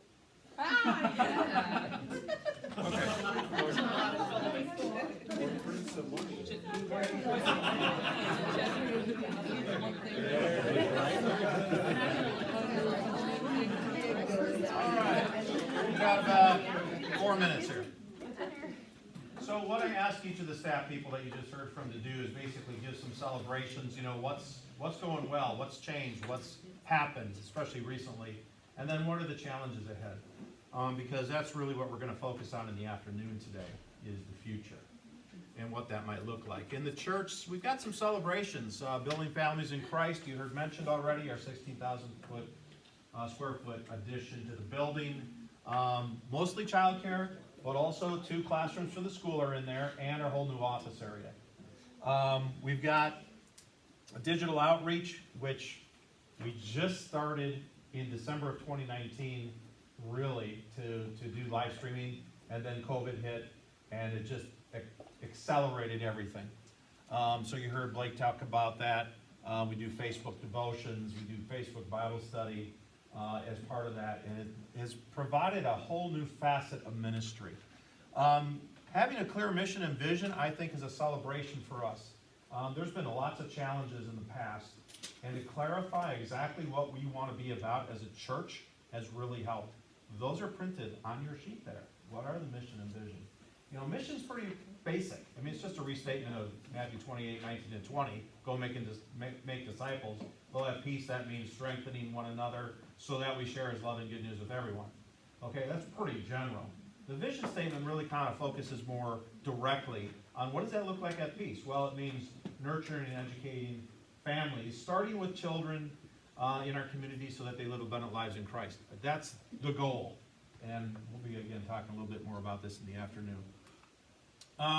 Stephen Ministry has been started here. What year did you guys, some of your leaders that are here, go down and train in St. Louis? We trained in 2019.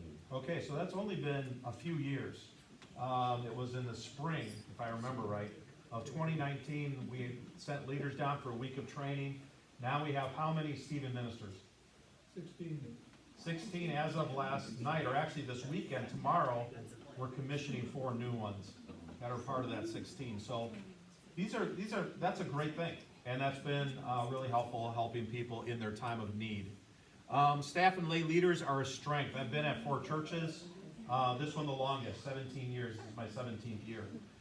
And the churches I've been at, and some of them had schools, some of them had other things, none of the churches had as much strong leadership within the church as this one. That's a strength.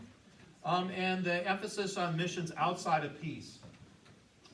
Jeff didn't talk today, but hey, we dedicate 10% of all the offerings, and we send that outside of peace. So that's about $72,500 out of our budget that goes outside of peace for mission work around the world, as well as chapel offerings, tithing off of our bequests, all that kind of stuff. Any extra money that comes in, a portion goes to missions. Script, yeah, 10% of script. All that helps. Everything from local food pantry to international missions. So lots of stuff goes on there. This is a graph of our church membership over the last 10 years. You can see the number of members of our church, which is the top line, has kind of held pretty constant, about 1,100 to 12 to 1,100 people. That's everybody who considers themselves officially as a member of our church. The red line is communicant members or confirmed members, if they've gone through confirmation. That's about 900 currently. And then the attendance, average attendance is that yellow line. That's been kind of waning. We talked about reasons for that earlier. The dip in 2020 is COVID. We shut the church down, and then people, it took a while for people to start coming back. Last year, we actually started tracking attendance again, and our average attendance was about 240 per week. That was in 2021, and then in 2022, it's up to about 285, something like that. So it's starting to pick up. I've read a lot of articles on this. Will it ever be what it was before? We aren't sure, but something that did happen is people engaging with us online. This graph shows how many people join our church and also baptisms. And so you can see the number of people that actually joined our church over the last 10 years. And the dip back again in 2020 because of COVID. And then kind of picking up again here these last couple years. And then the baptisms are broken down between babies and adults, and then the total is the yellow line. So last year in 2022, we had 17 baptisms, 14 were children, 3 were adults.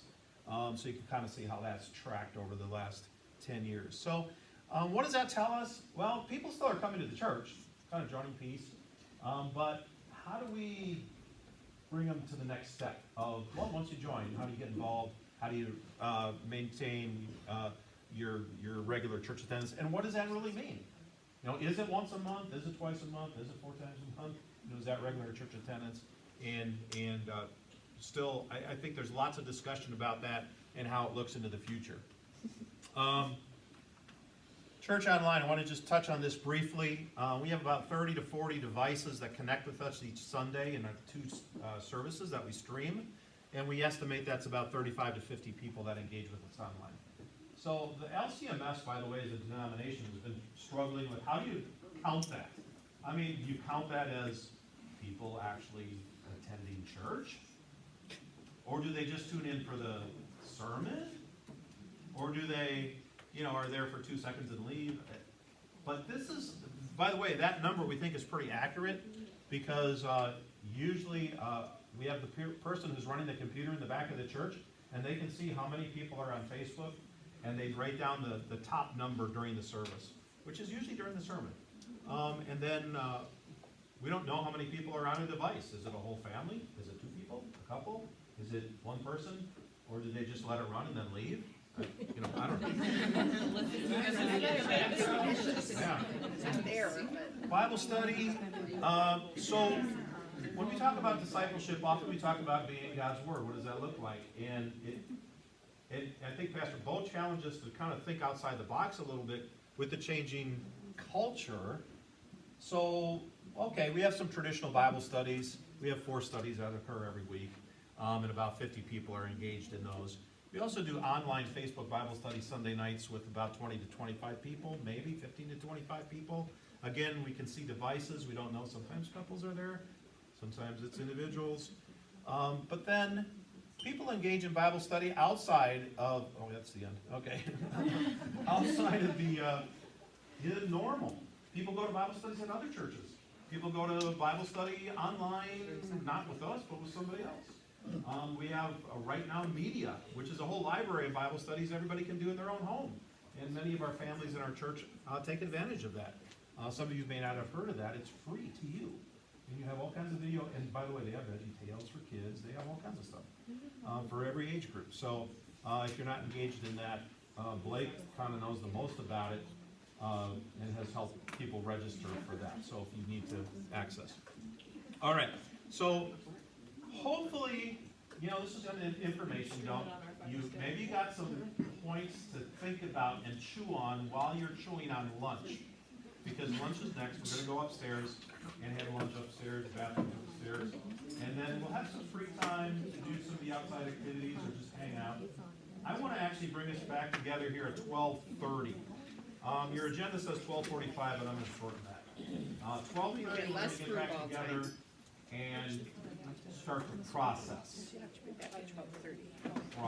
We're going to put our think tanks. But you need to eat and get ready for that. So, we're going to head upstairs. It is time for lunch. Pastor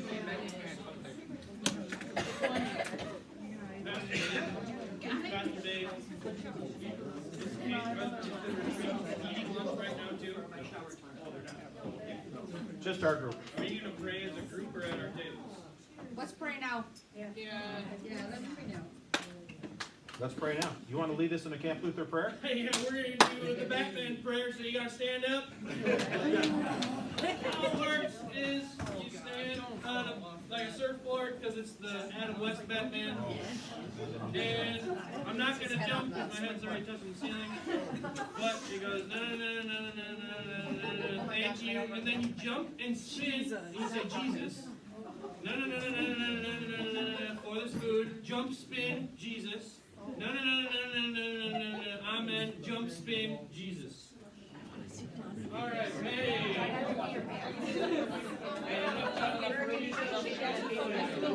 I'm jumping. I'm doing it. I was doing it before. We're ready. Prove it. Okay. No, no, no, no, no. Thank you, Jesus. Jesus. Amen. Jesus. And my hips back. We have a little thing that we didn't have time to do before lunch. We're going to do it now. It's kind of an evaluation of our core values at Peace Lutheran. So, Blake, take it away. Sure. So, in 2007, Peace decided these 2 foundational values and then 5 ministry values. So the foundational values are values that don't change. And that's biblical authority, that God's word is inerrant, spoken by Him to people, written down, passed down perfectly through generations because God is cool and can do what He wants. And then Christ-centered, right? Everything at Peace is Christ-centered, which is also important. But then there are 5 ministry values that were ranked, with the most important being first. So that would be Christian education is number 1. Stop moving. Am I distracting you? I'm sorry. Number 2 was relationships. Number 3 was outreach. Number 4 was organization. And number 5 is quality. So there were some statements with those. So Peace Ministry values Christian education is committed to growing disciples of Jesus from cradle to grave. Peace Ministries values relationships which are built within our church and community. Peace Ministries believes it is essential to share His message of the gospel through outreach to our community and the world. Peace Ministries values organization to support effective ministry. And Peace Ministries values quality in maintaining a high standard of leadership, programs, facilities, and technology. How many of you, quite honestly, did not know that those were the values specifically? Anyone besides me? I did not know those were the values until I was assigned to do this. So, but these have not really been evaluated since 2007. And as Pastor Bo, Pastor Dave, Vicar Bryce.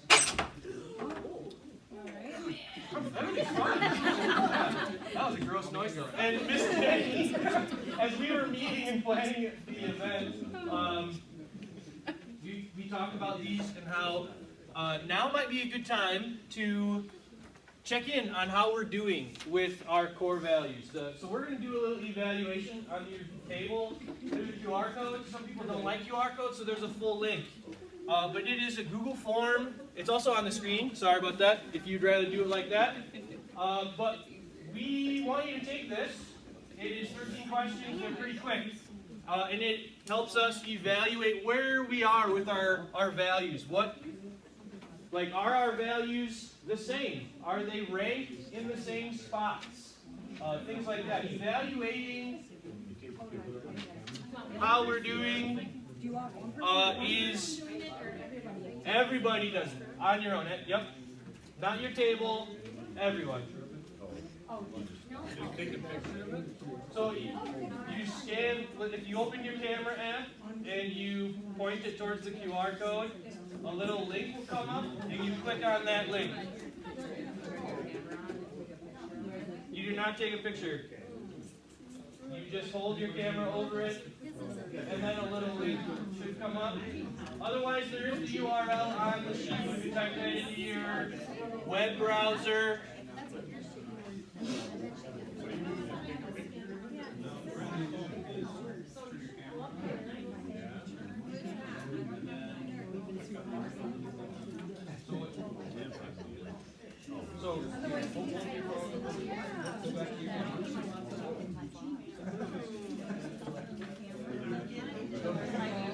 Go back to you. What are you involving me in? Are you HR? Boom, there you go. Yes. It's Nick. She did it.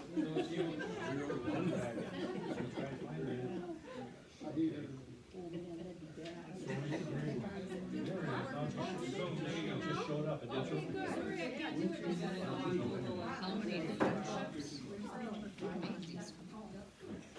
For the number 5, you might have to, like the one where you ranked them, you might have to scroll over just a little bit on your phone. If you need help finding getting the thing on your phone, I can help you. All right.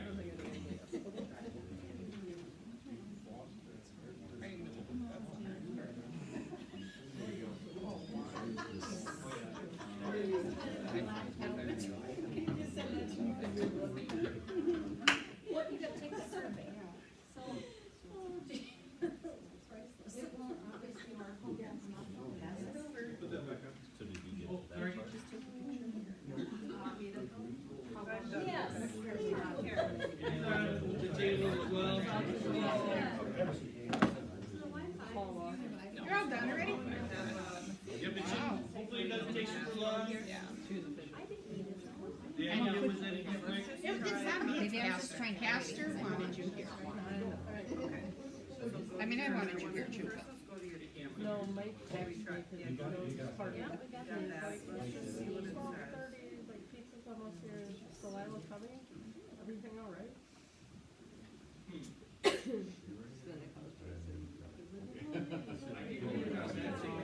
Yeah, it is saying. I wonder if we should disconnect from it. Yeah, it should already go live. Or you can do it. So you'll have to send it out the URL. That does scan. Turn that off and let's try it, so maybe it'll work instead. Nope, just keep it off for a little bit. Go back, yep.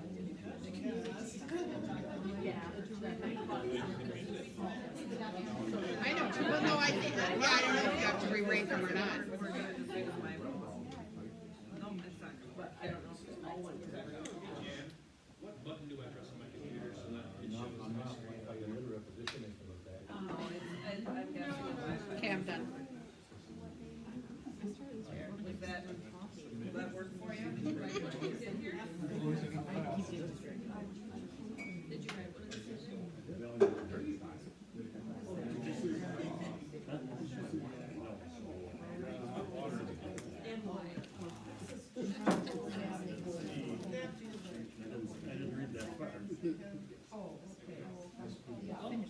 One last question. See, this is right. She's stuck with her story. So you used to like. Oh, like, we could see this in real life.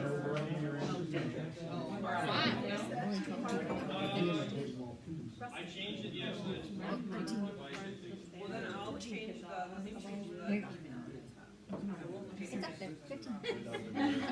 Oh, so nobody yet has put zero on Corpus Christian. If someone needs to take it back here, they can take it on my computer too. Right, which is good, because we're, right. And everyone will see I was it gonna say, right but look at your crowd in the room, you know what I mean? Aside from MMT, which is about the only general Like church, church programming would be things everybody like, else is involved in the education family match somehow. stuff. School It's either programming staff, would be like childcare, school. or SLT, or. Anything church related, anything school related.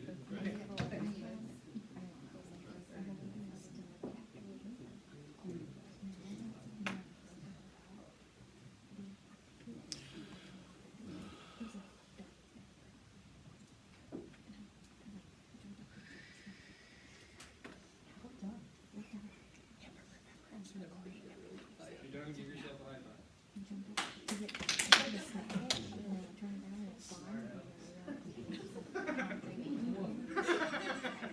You're good rule followers, there you go, all right, you're good rule followers. I did that. I skipped one where you had the ring fence. Yeah, I'm used to working with youth where I get sassed every single time I speak. Oh, I don't know, taking a nap probably.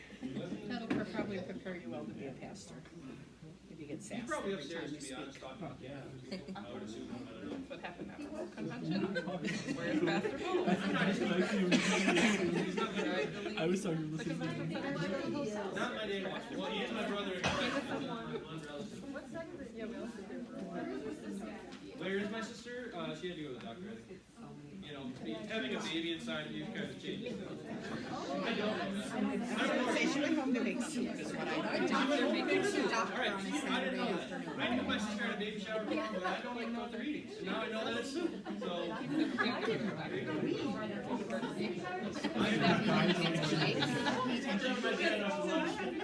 He doesn't have a clue.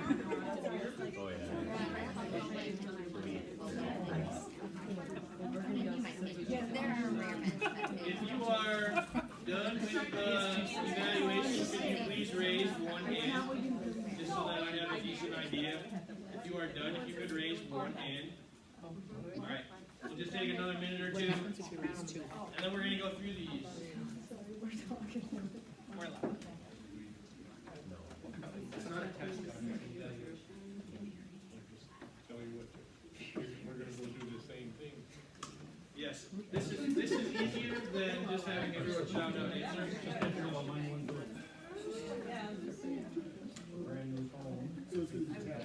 Yep, yep, yep.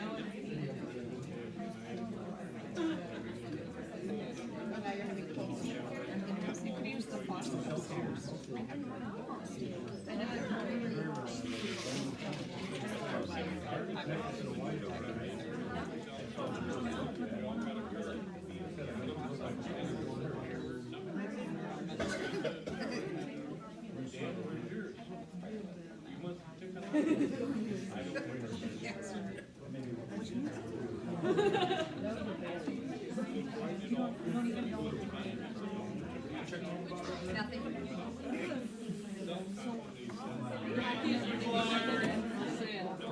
You are still taking the evaluation, that is A-okay, you can go ahead and finish up. But we're gonna go through these, talk about it just a little bit. As this does tie into kind of the afternoon's activities, talking about the future. So the first question, how important is Christian education to you? You can see on the TVs, like, pretty high, right? Most 4s and 5s. That's awesome. Good to see, I suppose, right? That's our number one ministry value. How well does Peace Within Ministries grow disciples of Jesus? And we're kind of more so in the 3s and 4s category. 3s and 4s category. So that kind of goes with, growing disciples requires relationships, which is a core value, the second, and Christian education, which is the first, right? That's the kind of a byproduct of Christian education. How warm, hospitable, welcoming do you believe Peace Lutheran Ministries is to outsiders? Again, that's relationships, and lots of 4s, which is good, but a couple of 3s, a 2. This is something, again, like what Pastor Bo mentioned in our Bible study, that churches and like the Christian church as a whole struggles with, is being warm and welcoming to outsiders, not being judgmental, isolated, etc. How many friendships do you have as a result of Peace Lutheran Ministries? Right, this is a question Pastor David and I figured would either be more sporadic or kind of like this, because many of us know each other in here. But that kind of goes again with relationships. Is how many friendships do you have? How many people do you know? Can you talk to, etc. So that's good to see in this group. How will this Peace Lutheran Ministries create, foster, and nurture relationships? Just kind of asking that question outright. Again, lots of 4s and 5s, couple 3s, kind of in the middle.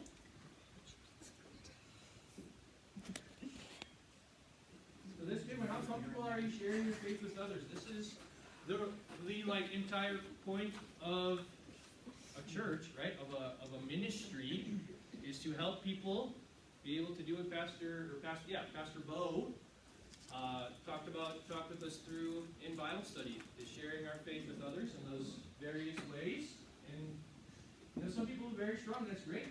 Others maybe not so confident, and that's okay too. Like, this is not an evaluation of you as an individual, okay? So don't think of it as that. But that a value of ours is equipping people to do that. And we have some people that, maybe aren't as comfortable or confident. And so maybe think about in the ministries that you work with, how does that relate to, the child care, to the school, parents, students, to the church, the people that come into church every weekend, or various other opportunities. How will this Peace Lutheran Ministry share the good news of Jesus to our community and world? Again, that's lots of 4s. How well does the current structure of Peace Lutheran Ministries, policy-based governance, MAT team, serve the mission and vision? So that's organization and quality, 4s and 5s, a couple 2s and 3s. And then rank the quality of each of the below. So high quality is purple, low quality is blue. Leadership is mostly in the blue, or the purple and green. Hopefully no one's colorblind, I'm sorry if you are. Couple 3s, couple 2s, couple lower ones.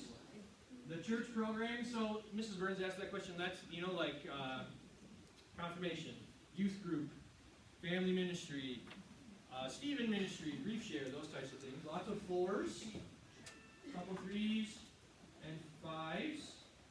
The school programming, the school, the curriculum, sports, etc. Kind of in that higher range again. Same thing with the child care. Our facilities. Hey, nice job. 21 4s, that's awesome. And technology, nice job. So that's good. We appear to have decent quality. Which of the below do you believe Peace Lutheran Ministries is most known for in our community? Only 2 types, either Christian education or quality. So that's interesting as we look at what we're known for. The first value is something we're known for. 91% of us feel that way. But our second and even our third core ministry values are not even on there. Or the third. Or the fourth, I'm sorry. Relationships, outreach, organization aren't on there. So maybe that's where we need to re-rank. Which of the values needs to improve the most? And why? You must have taken off the Y part. Sorry about that. Anyways, 13, that's the most for outreach needs to improve the most. That's the number 3 ministry value of peace. Some people have adult Bible study, better communication, lots of education. I shouldn't say lots, but a couple extra ones. Oh, so you must have been able to write your own thing in there? Okay, I understand now. Okay, sorry. Outreach again. Many people outside of our community do not know much of what happens with peace or how to get involved. Thank you for the honest answer. Outreach again. Well, we have mission trips and mission annual. It doesn't appear to me that we outreach to our local community. Quality, relationships. Relationships. A lot of people I don't know. Relationships. Lots of outreach being improved. Lots of relationships could improve. If we re-ranked our ministry values, how would you re-rank the number 1 Christian education? Very nice. Relationships gets most 2s. Outreach gets a lot of 3s, maybe some 4s and 5s. Organization, lots of 4s and 5s, and 3s in quality, kind of low across the board, but that's probably just because of how you voted, I suppose. And then how well do you feel we are fulfilling our vision? And then the vision was stated 4s and 5s, a couple of 3s. So thanks for taking that, being part of that. So the reason we did that is, it is important to do a little critical analysis of how we're doing. That's a healthy thing that structures do, right? Businesses do that, corporations do that, or they should do that, right? There are some questions to kind of ponder. You can do this by yourselves. You can talk with people on your ride home. What do these results, what are they actually telling us? Do we need to change our values? It looks like Christian education looks to be like the top most important thing, which is good. But how do we improve the values that we felt needed the most improvement, like outreach and relationships? Right? And then what would it look like if these core values were considered to be thriving in 3 to 5 years? If we felt that they had all improved and were doing well, what would that look like to have our outreach be thriving or have our relationships be thriving? I think those are good questions to consider as you drive home, as you think about it more, and especially as we dive into our next kind of activities with Pastor Dave. Okay. Thanks, Blake. Well done. You didn't have anything else on the screen, did you? Nope. All right. Okay, how many of you were here at Camp Luther 7 years ago?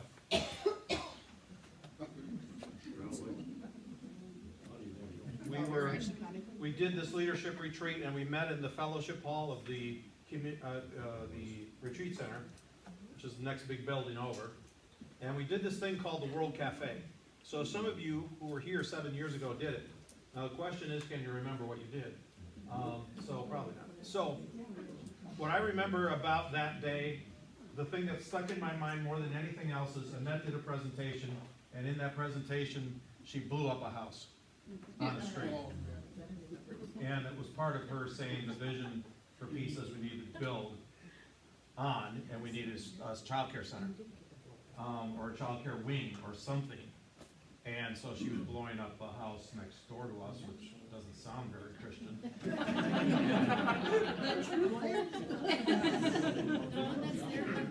So we did this activity called the World Cafe, where we're going to sit at tables and we're going to discuss questions at each table, and you're going to move around and you're going to be able to give your input on several different questions that pertain to the future of peace.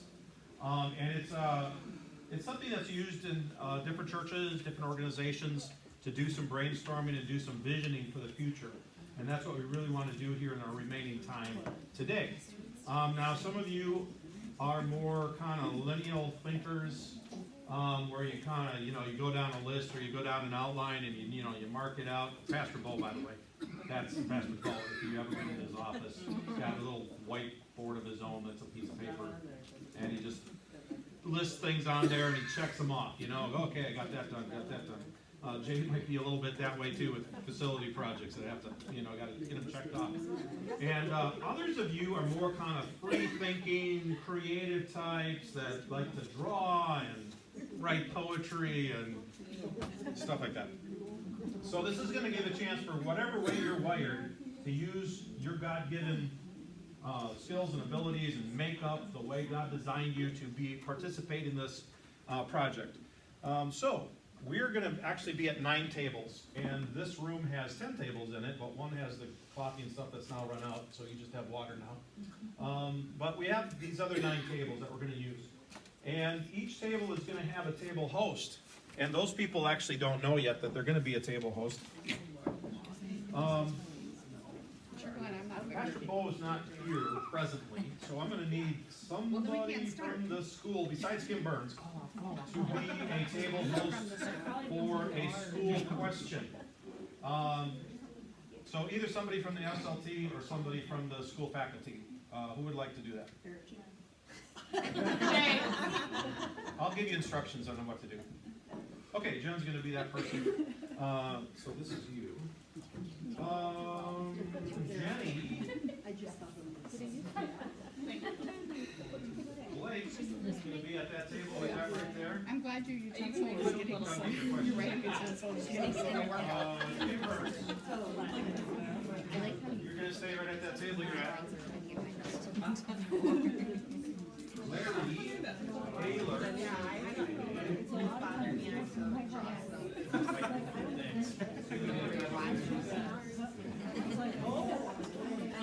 Nikki. Who's at this table? You did it! You've been chosen! Dan's going to be up here. I am going to be here. You could warn someone. Because then you wouldn't have come with you. That's fine. He did not want to warn you on purpose. I know. Who would think that Vicar wouldn't be chosen? I thought I was. Okay, now, I'm going to give you instructions, so you need to listen carefully. No, because Each table is going to get a piece of newsprint, so one person will need to come up and get this off of this newsprint stuff. And also, at each table you have some markers, and you can also use your own pens or pencils or whatever you want. And what you're going to do at your table is each table will have about 4 or 5 people, maybe 6. 6 would be a max. But 4 or 5 people that discuss the question at the table. And the table host will kind of help guide the discussion a little bit because they're somebody who's involved in that area of ministry. For instance, the question Jay has over here has to do with facilities. So really this is to think about the next 3 years at Peace Lutheran and what that kind of looks like. And what you might picture. If you like to draw, you might draw on the newsprint. It could be, pictures of whatever, kids learning, facilities, whatever. Or it could be lists. If you're a list person, you want to write words, you can write words. But rather than just your own personal idea, part of the purpose of this is that you discuss it with the people at your table. Okay, so test your ideas out with the people around the table. If everybody maybe thinks that's not maybe the way we see it, maybe you need to rethink that before it goes on the paper.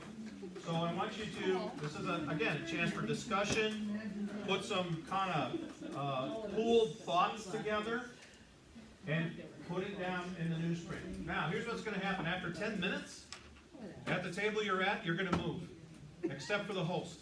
Host stays. And then you're gonna just keep moving around every 10 minutes and have input on a lot of different questions. Okay?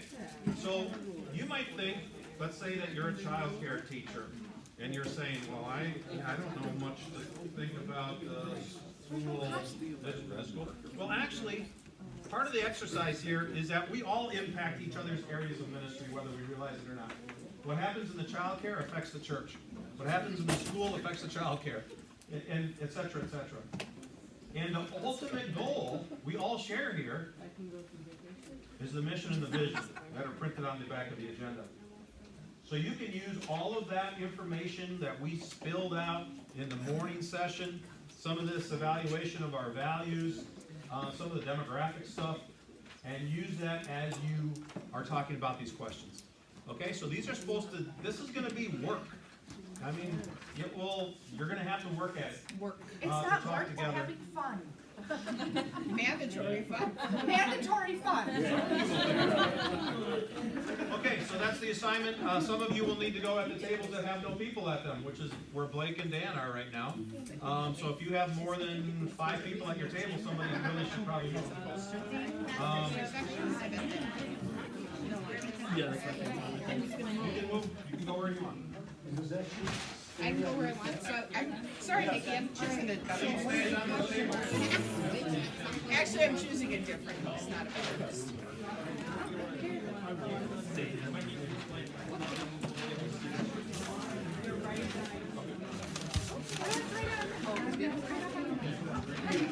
I want to know what all the questions are before I choose the table. I'll stay. Hey, thanks.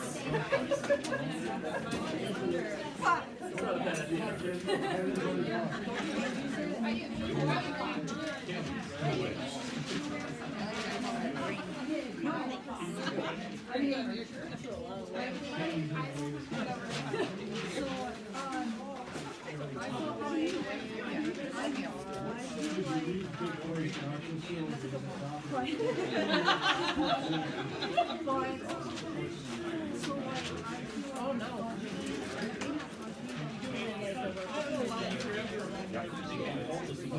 I am.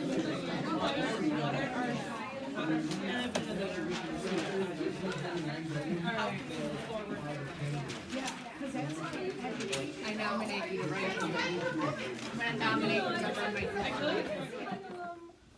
Additional staff training, maybe incorporating Bible study into childcare staff meetings. Finding a solution to our building drawbacks / lack of space, which focuses a lot on bathrooms. Jay? Move the bathrooms, Jay.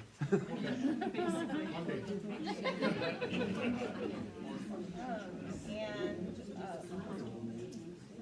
having adequate staffing to allow for absences, teachers that are qualified, happy, feel supported, have the needed resources.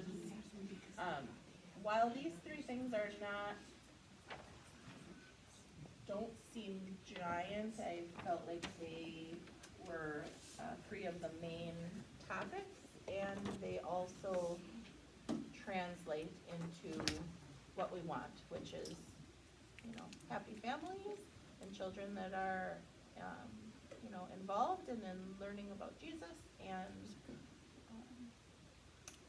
transitioning on into the schools and also becoming members of Pastor, when you look like that, you look like I'm talking like I'm a crazy person. Yeah, I'm kind of squinting because of the sun shining off. I'm not gonna complain about that sun. That's just that sun is much.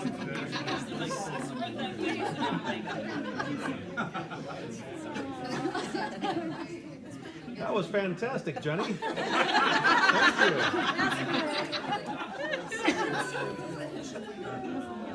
What was that? You have to say like 10 positive things to combat a negative thing? Same with facial expression.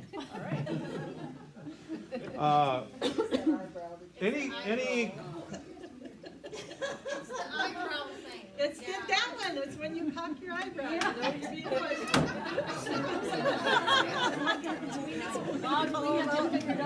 Thanks, Jay. You should talk to my wife sometime. All right. Any questions, comments? Anybody want further clarification with what Jenny was sharing there? Well done, by the way. Well done. And you guys kind of putting your thoughts together too, as a group. Let's talk school. Would you guys kind of synthesize? Mess. Now you can Oh my. there it goes. Look at that. So, I'm not so sure we did such a great job clarifying what we actually want to see in the next 3 years. I think, like Jenny, we want to see that the childcare transitions into the school, all the way through 8th grade, confirmation, and then hopefully have them continue on through the church, so to keep those families for as long as we can. I know a lot of discussion was on community outreach and the things that we can do there, so I would say that's probably our second one. There's a lot on that paper regarding community outreach. I don't know that we really narrowed it down. I think building relationships within our own families. Since COVID and just the weirdness in our world, our school has gone into lockdown, and so the relationships that we have with parents do not form like they used to. And so there was talk about maybe having chapel at the end of the day where we could invite the families in for chapel, and then they could just leave with their kids. Because sometimes in the morning the kids cry and they don't want to leave their parents, this way they get to go home with their parents. So that would be a way of bringing them into the school. We talked about maybe having every Friday or every other Friday where parents could either drop off their kids in the morning and still have that conversation and FaceTime with parents or teachers, or doing it at the end of the day. Like we said, that's just a little bit easier because then they just move out a little faster. So basically, just building those relationships within our church. I know there was discussion at table that even within our own congregation, there are people that really know what goes on within our school, and then there's other people that just are like, yeah, we have a school, but really have no clue.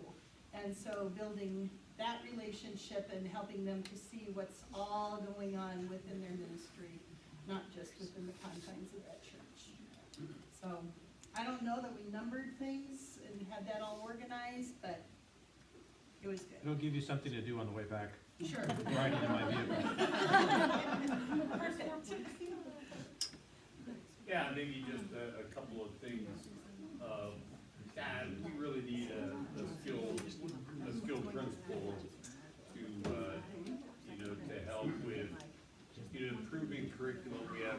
We have great teachers, but everyone in a professional situation can get better. So professional development, part of that, the core values, and just transportation. We find that's we could do a lot more things if we had some way to get students to other places that is not as pricey as, contracted with Malliette or those kinds of things. So, and, discussion more about school counselor. We certainly have students with emotional issues, and, so, those were kind of parts of that discussion. Pastor Bo, do you want me to draw a bus on your paper too? Yeah, I like the bus.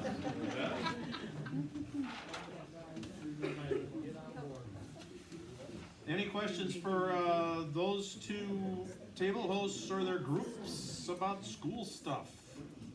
Clarification? Okay, we're gonna move around over here on some of these other issues, and Blake, you're next. So my question was, what changes will take place in youth and family ministry programs over the next 3 years to strengthen families and teens in their faith in Christ and equip them to live as courageous Christians in a changing culture? The big takeaway I would say is support groups for parents in terms of family ministry, a place where parents can share what's going on at home, and then just be heard, maybe moderated in a Christian way, kind of thing.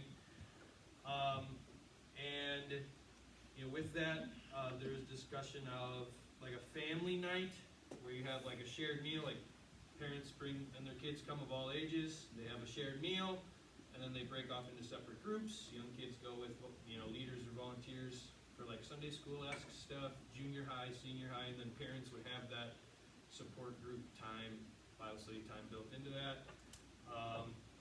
Continuing to make resources, but also making them for youth, so making them short. I think that's, I mean, just to think about it, like the highlights, or the positive side of silly songs and meal prayer videos is they're like 3 minutes at the most. People enjoy that, so they can make things at their own, or watch them at their own time. I'll put this under the family category. This came up of, more school-wise in terms of getting more parents involved in volunteering at the school would be maybe a mandatory volunteer hour, and then if they met that, either tuition would be taken off, or if they didn't meet that, tuition would be added. In terms of youth, staff and volunteering, how you get parents involved when parents are busy, and that's not necessarily, like something that we talked about with every group is parents aren't necessarily just sitting at home with their feet up. Parents are busy, and how do you speak into that in terms of having your weekly Wednesday youth groups and things like that. So that's also where I guess to tie it all back together where that family night came together. Okay. Any questions? Okay, next, finances, Nikki. Okay, so over the next 3 years, what specific strategies are used to make sure Peace Lutheran Ministries is on a solid financial ground for the long term?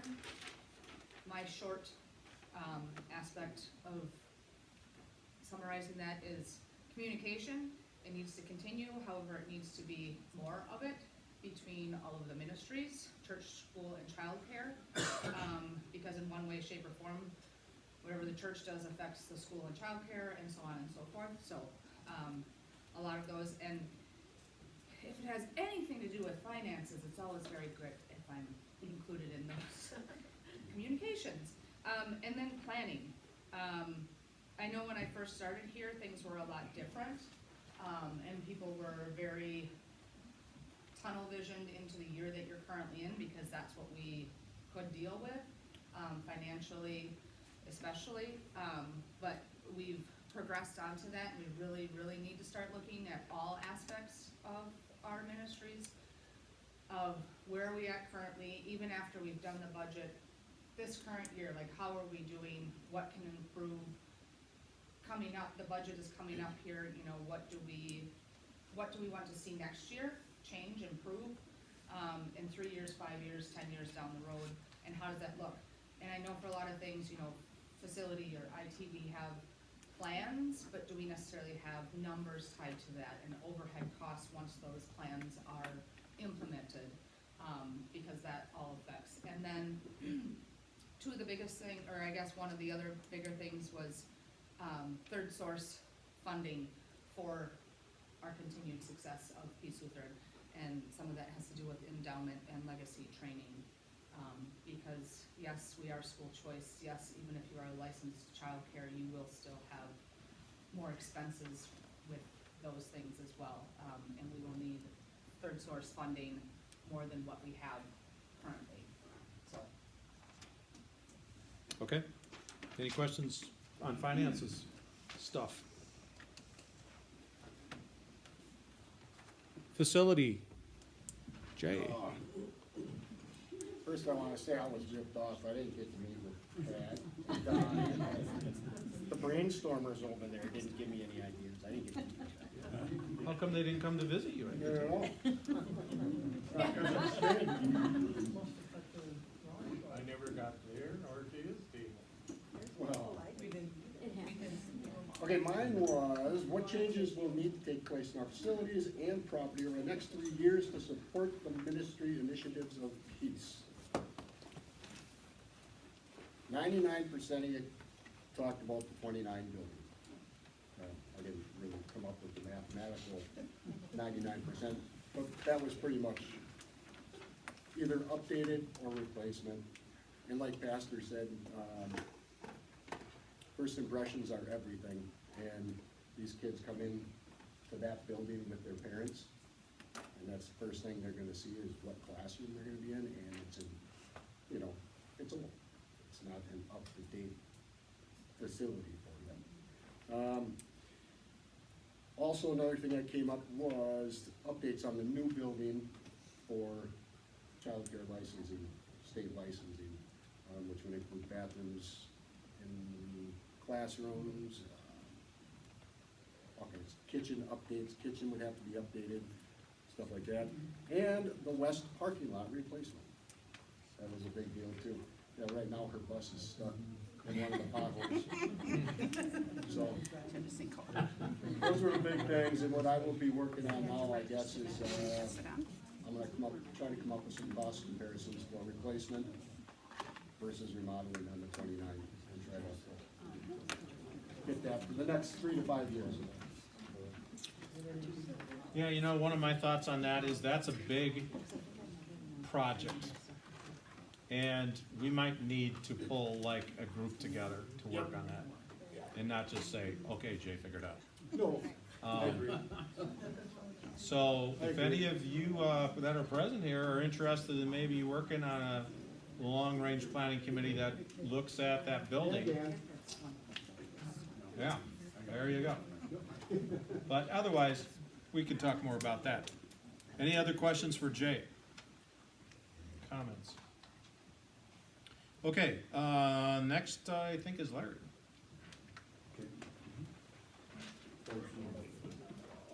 I'm gonna go up over here by the paper, because I don't even remember.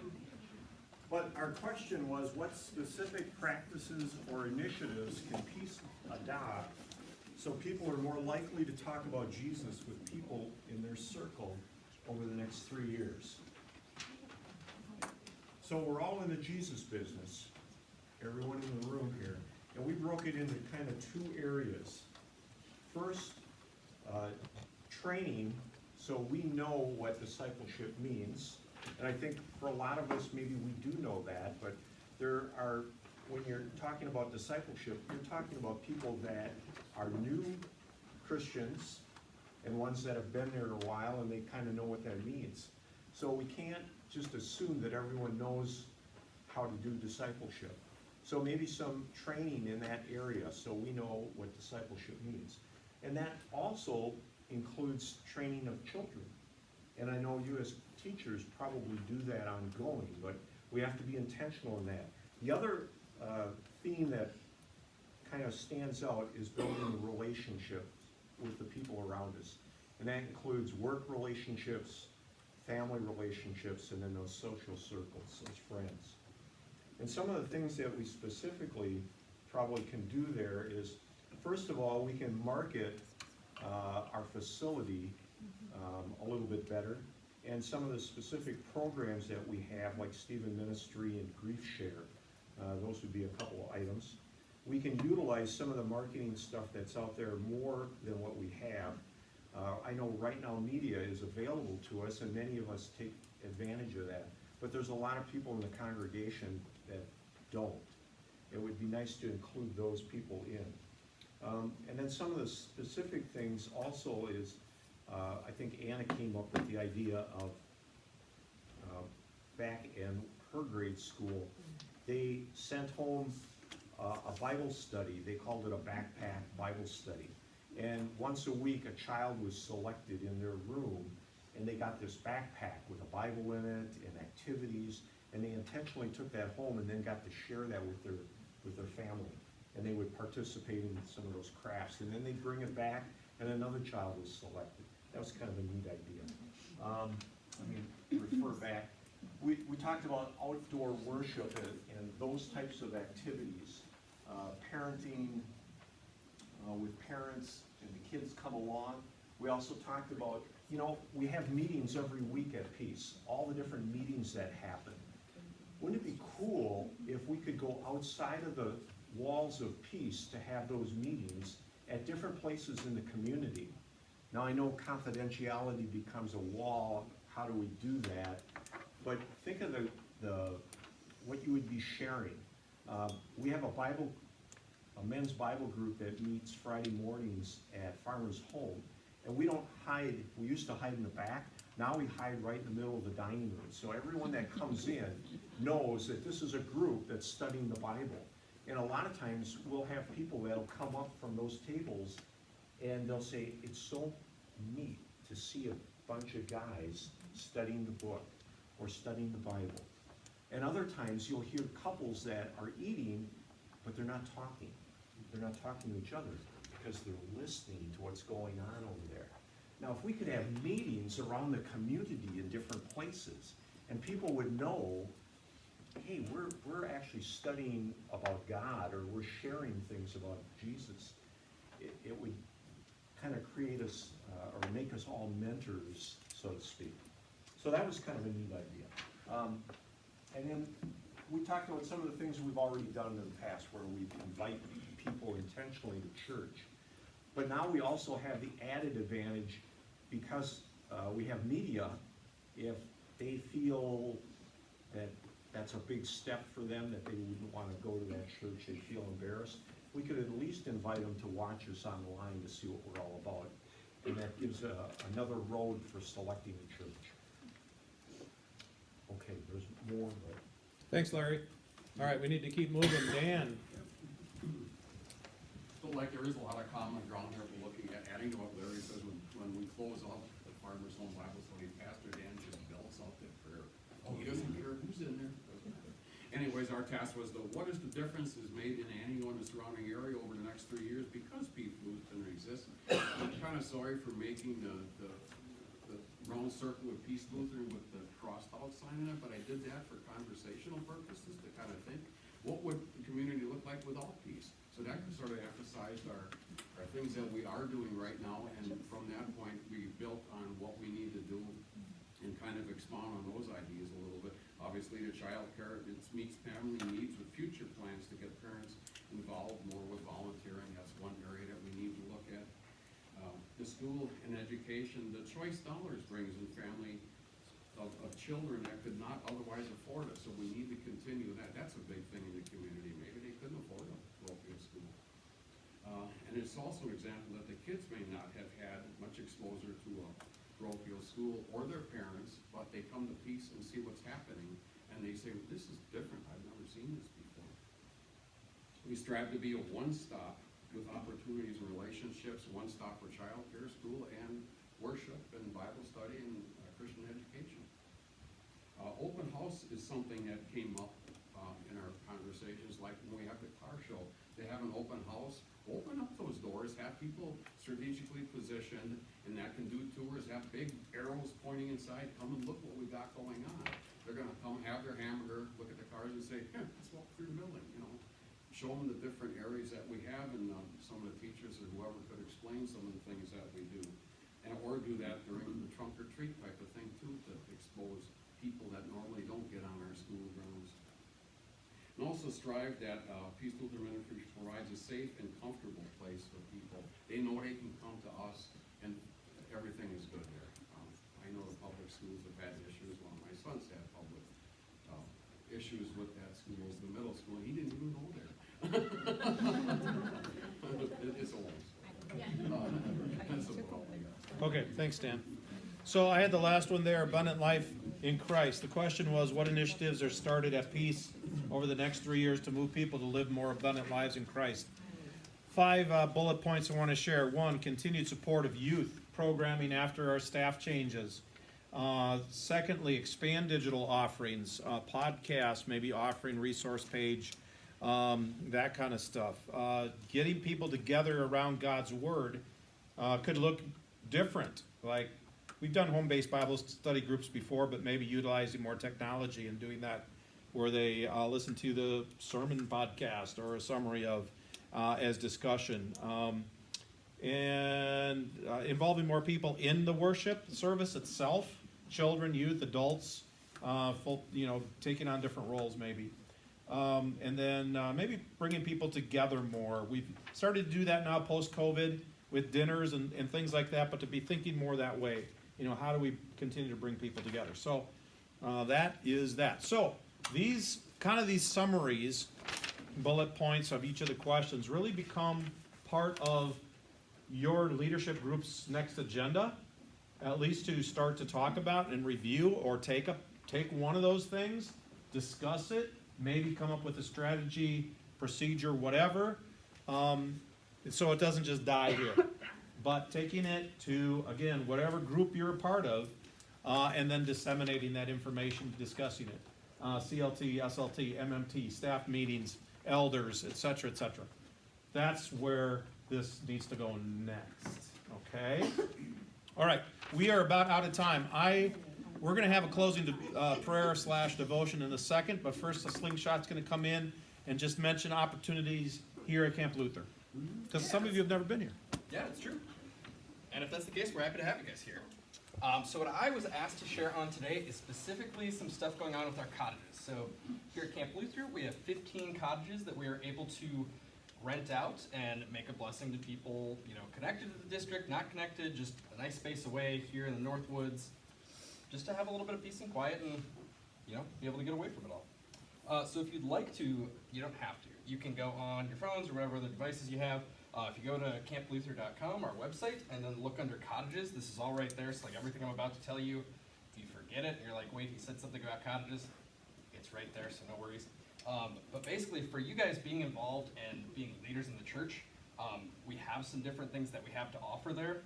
So if you are in your first year being in the North Wisconsin District as a church worker, we offer a free 2-night cottage stay in that first year, whenever basically, so that's pretty cool. So like if you know any church workers who are in that situation, just run in like, hey, you could use a break. Here you go.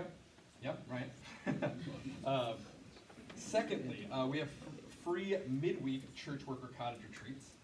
So just middle of the week, if you're just like, man, it's hard to get away on the weekends because working at a church, I understand. I did that up until a couple months ago, so definitely get that. Awesome. You can come in the middle of the week, get a couple nights free. That only works for, you know, up to 2 consecutive nights a year, but hey, it's still a free cottage retreat.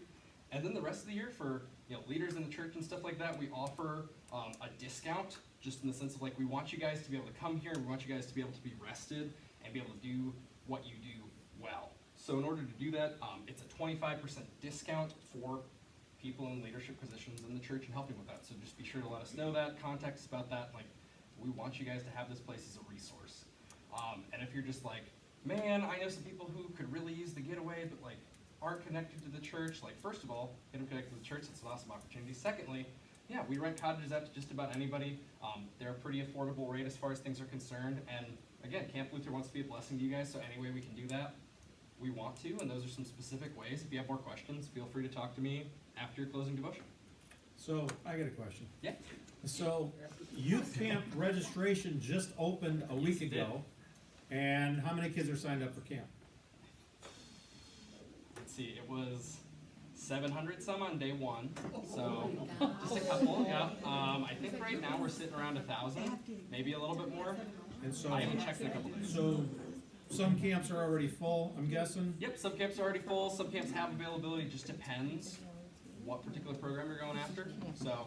So if you're thinking sign up about soon if you signing want your to. kids up, your, you know, your own kids, or promoting it in your classrooms, camp's filling up quick. They filled up completely last year, and I'm sure they will this year. Absolutely. So keep that in mind. Did you do that glamping this year, the weekend glamping, or no? Yep, we did the weekend glamping, that'll be coming up, so that registration opens March 1st, so basically our theme villages on the weekends, we don't have campers staying in them because we have smaller kids who we keep in the RC typically in that regard, because they're kind of newer to being at camp. So village glamping is 4 weekends this upcoming summer where you and your family could stay in, depending on your family size, a whole village, part of a village, and just get away, get to use all the stuff camp has to offer, you know, biking or swimming or whatever that might be, and stay in one of those villages. So if your kids have said like, oh my gosh, Treehouse Village is so cool, you could stay in Treehouse Village and be like, oh yeah, this is pretty cool. So, yeah. Thank you, Slingshot. Of course.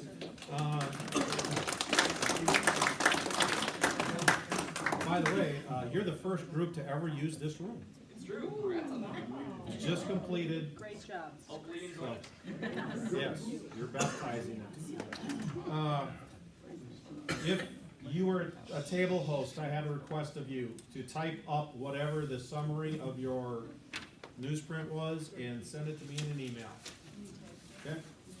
All right, Vicar Bryce. Close us out. I was just going to stand here, but I'll move. Yeah, that's fine. All right. I thought after a day full of talking about the plans of the future, the good place to end would be with the Great Commission once again. And if fits pretty well with where we started. Well, Pastor Bo brought it up. So I just want to read this for you, starting at a verse back farther than we normally do here at verse 18. And Jesus came and said to them, all authority in heaven and on earth has been given to me. Go therefore and make disciples of all nations, baptizing them in the name of the Father and of the Son and of the Holy Spirit, teaching them to observe all that I have commanded you. And behold, I am with you always to the end of the age. I think it's a good place for us to end, because in the midst of everything we've talked about today, this is what's at the heart of everything we do. Everything we're going to do over the next 3 years is always going to be focused first and foremost on making disciples and teaching them about Christ. Telling them what He has done for them and the things that He has called us to do. And so as you go and you prepare your big plans and we make our big events that we're going to do, we also have to remember too that making disciples is an everyday task. Every day when you talk to somebody, every day when you pray, every day when you read your Bible or listen to a podcast or watch the church service from the week before, all of that, every little bit that you do every day is part of making disciples. It is a daily task, not a once-a-year task.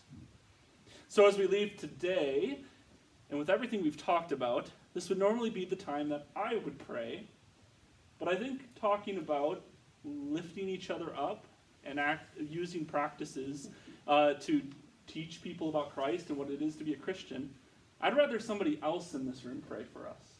Somebody who doesn't normally pray for us when we're all together. So pastors, you're all out. You can't do it. But I will not call on anyone, so I do need a volunteer to do that. Donnie?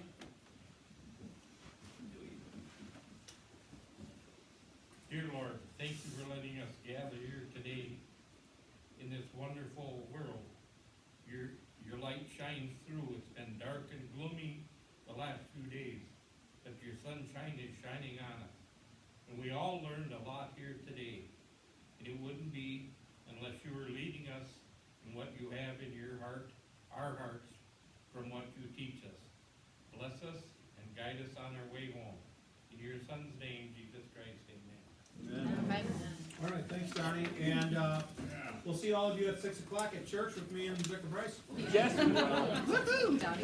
Safe trip. See you later.